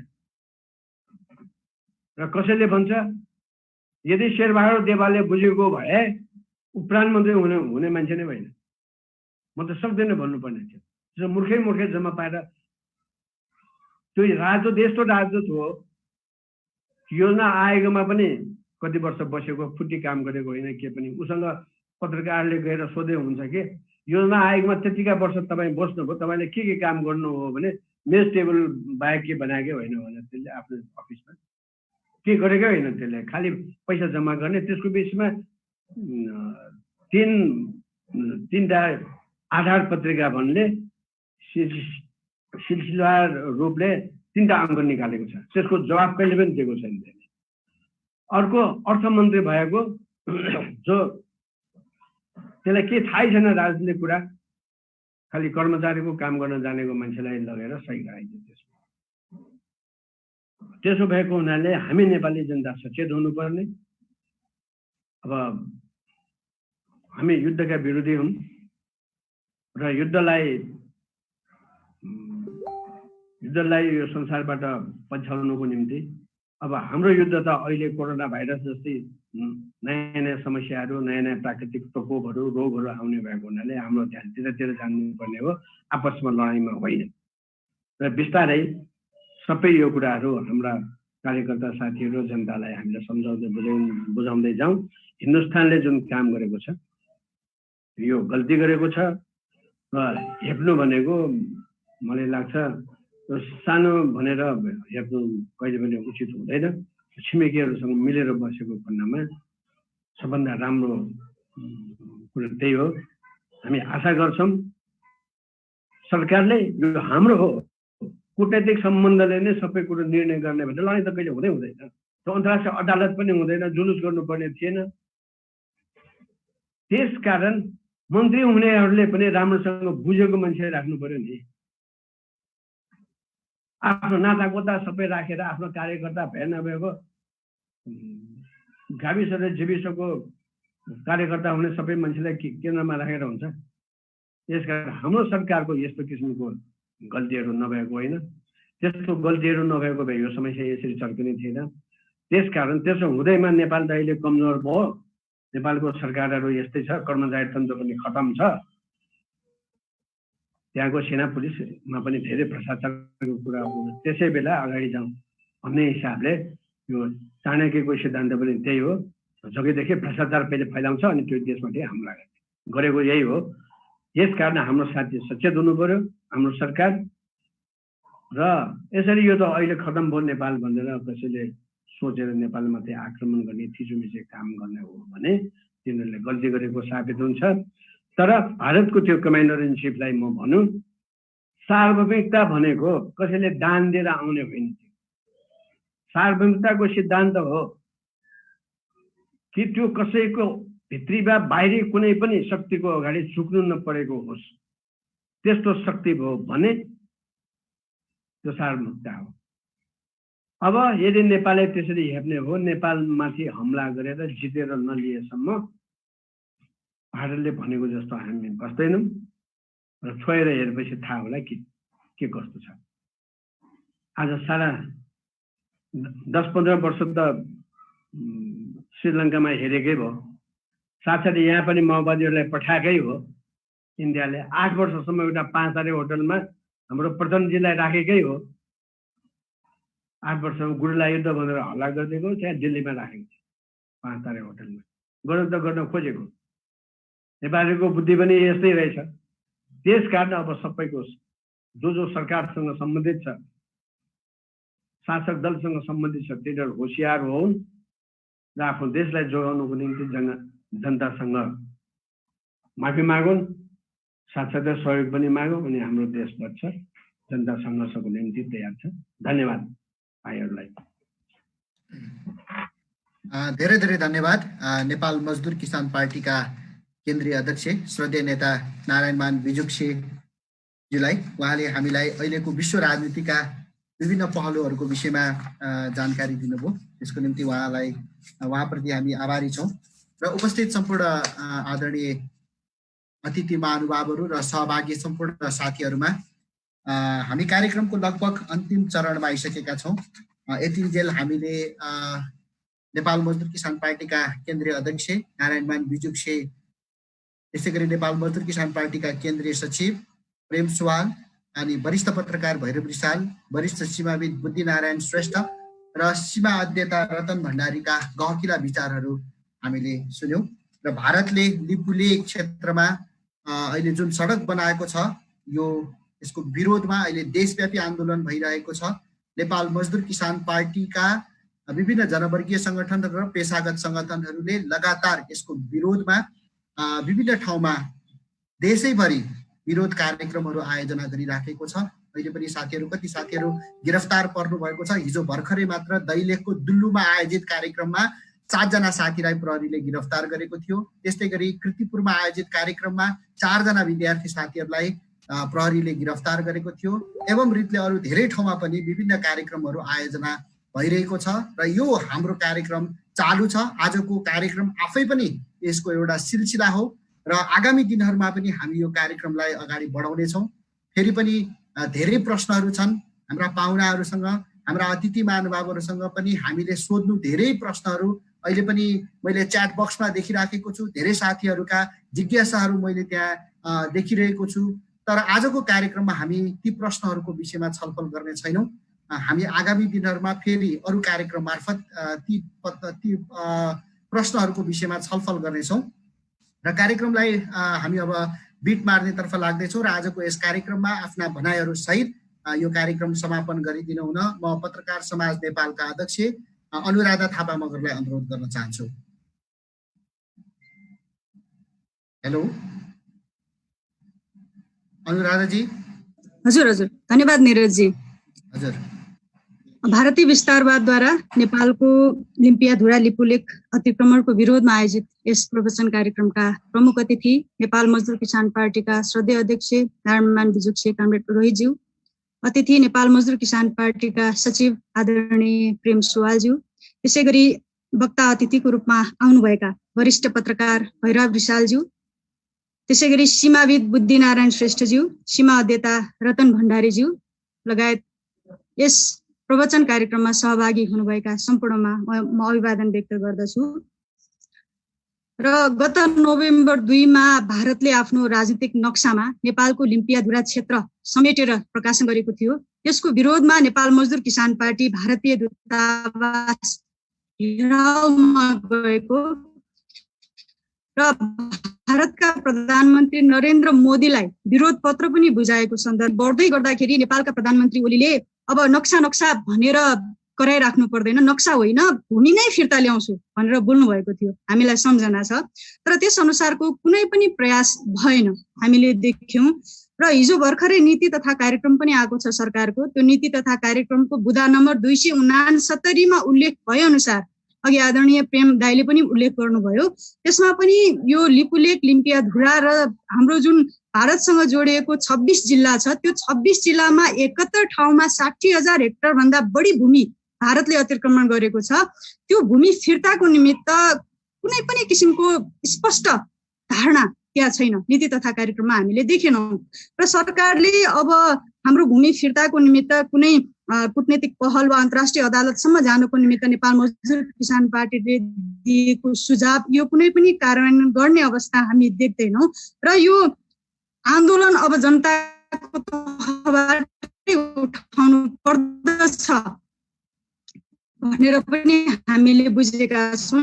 यसको विकल्प छैन र यो कार्यक्रम पनि आन्दोलनकै सिलसिलाको रूप हामीले लिएका छौँ।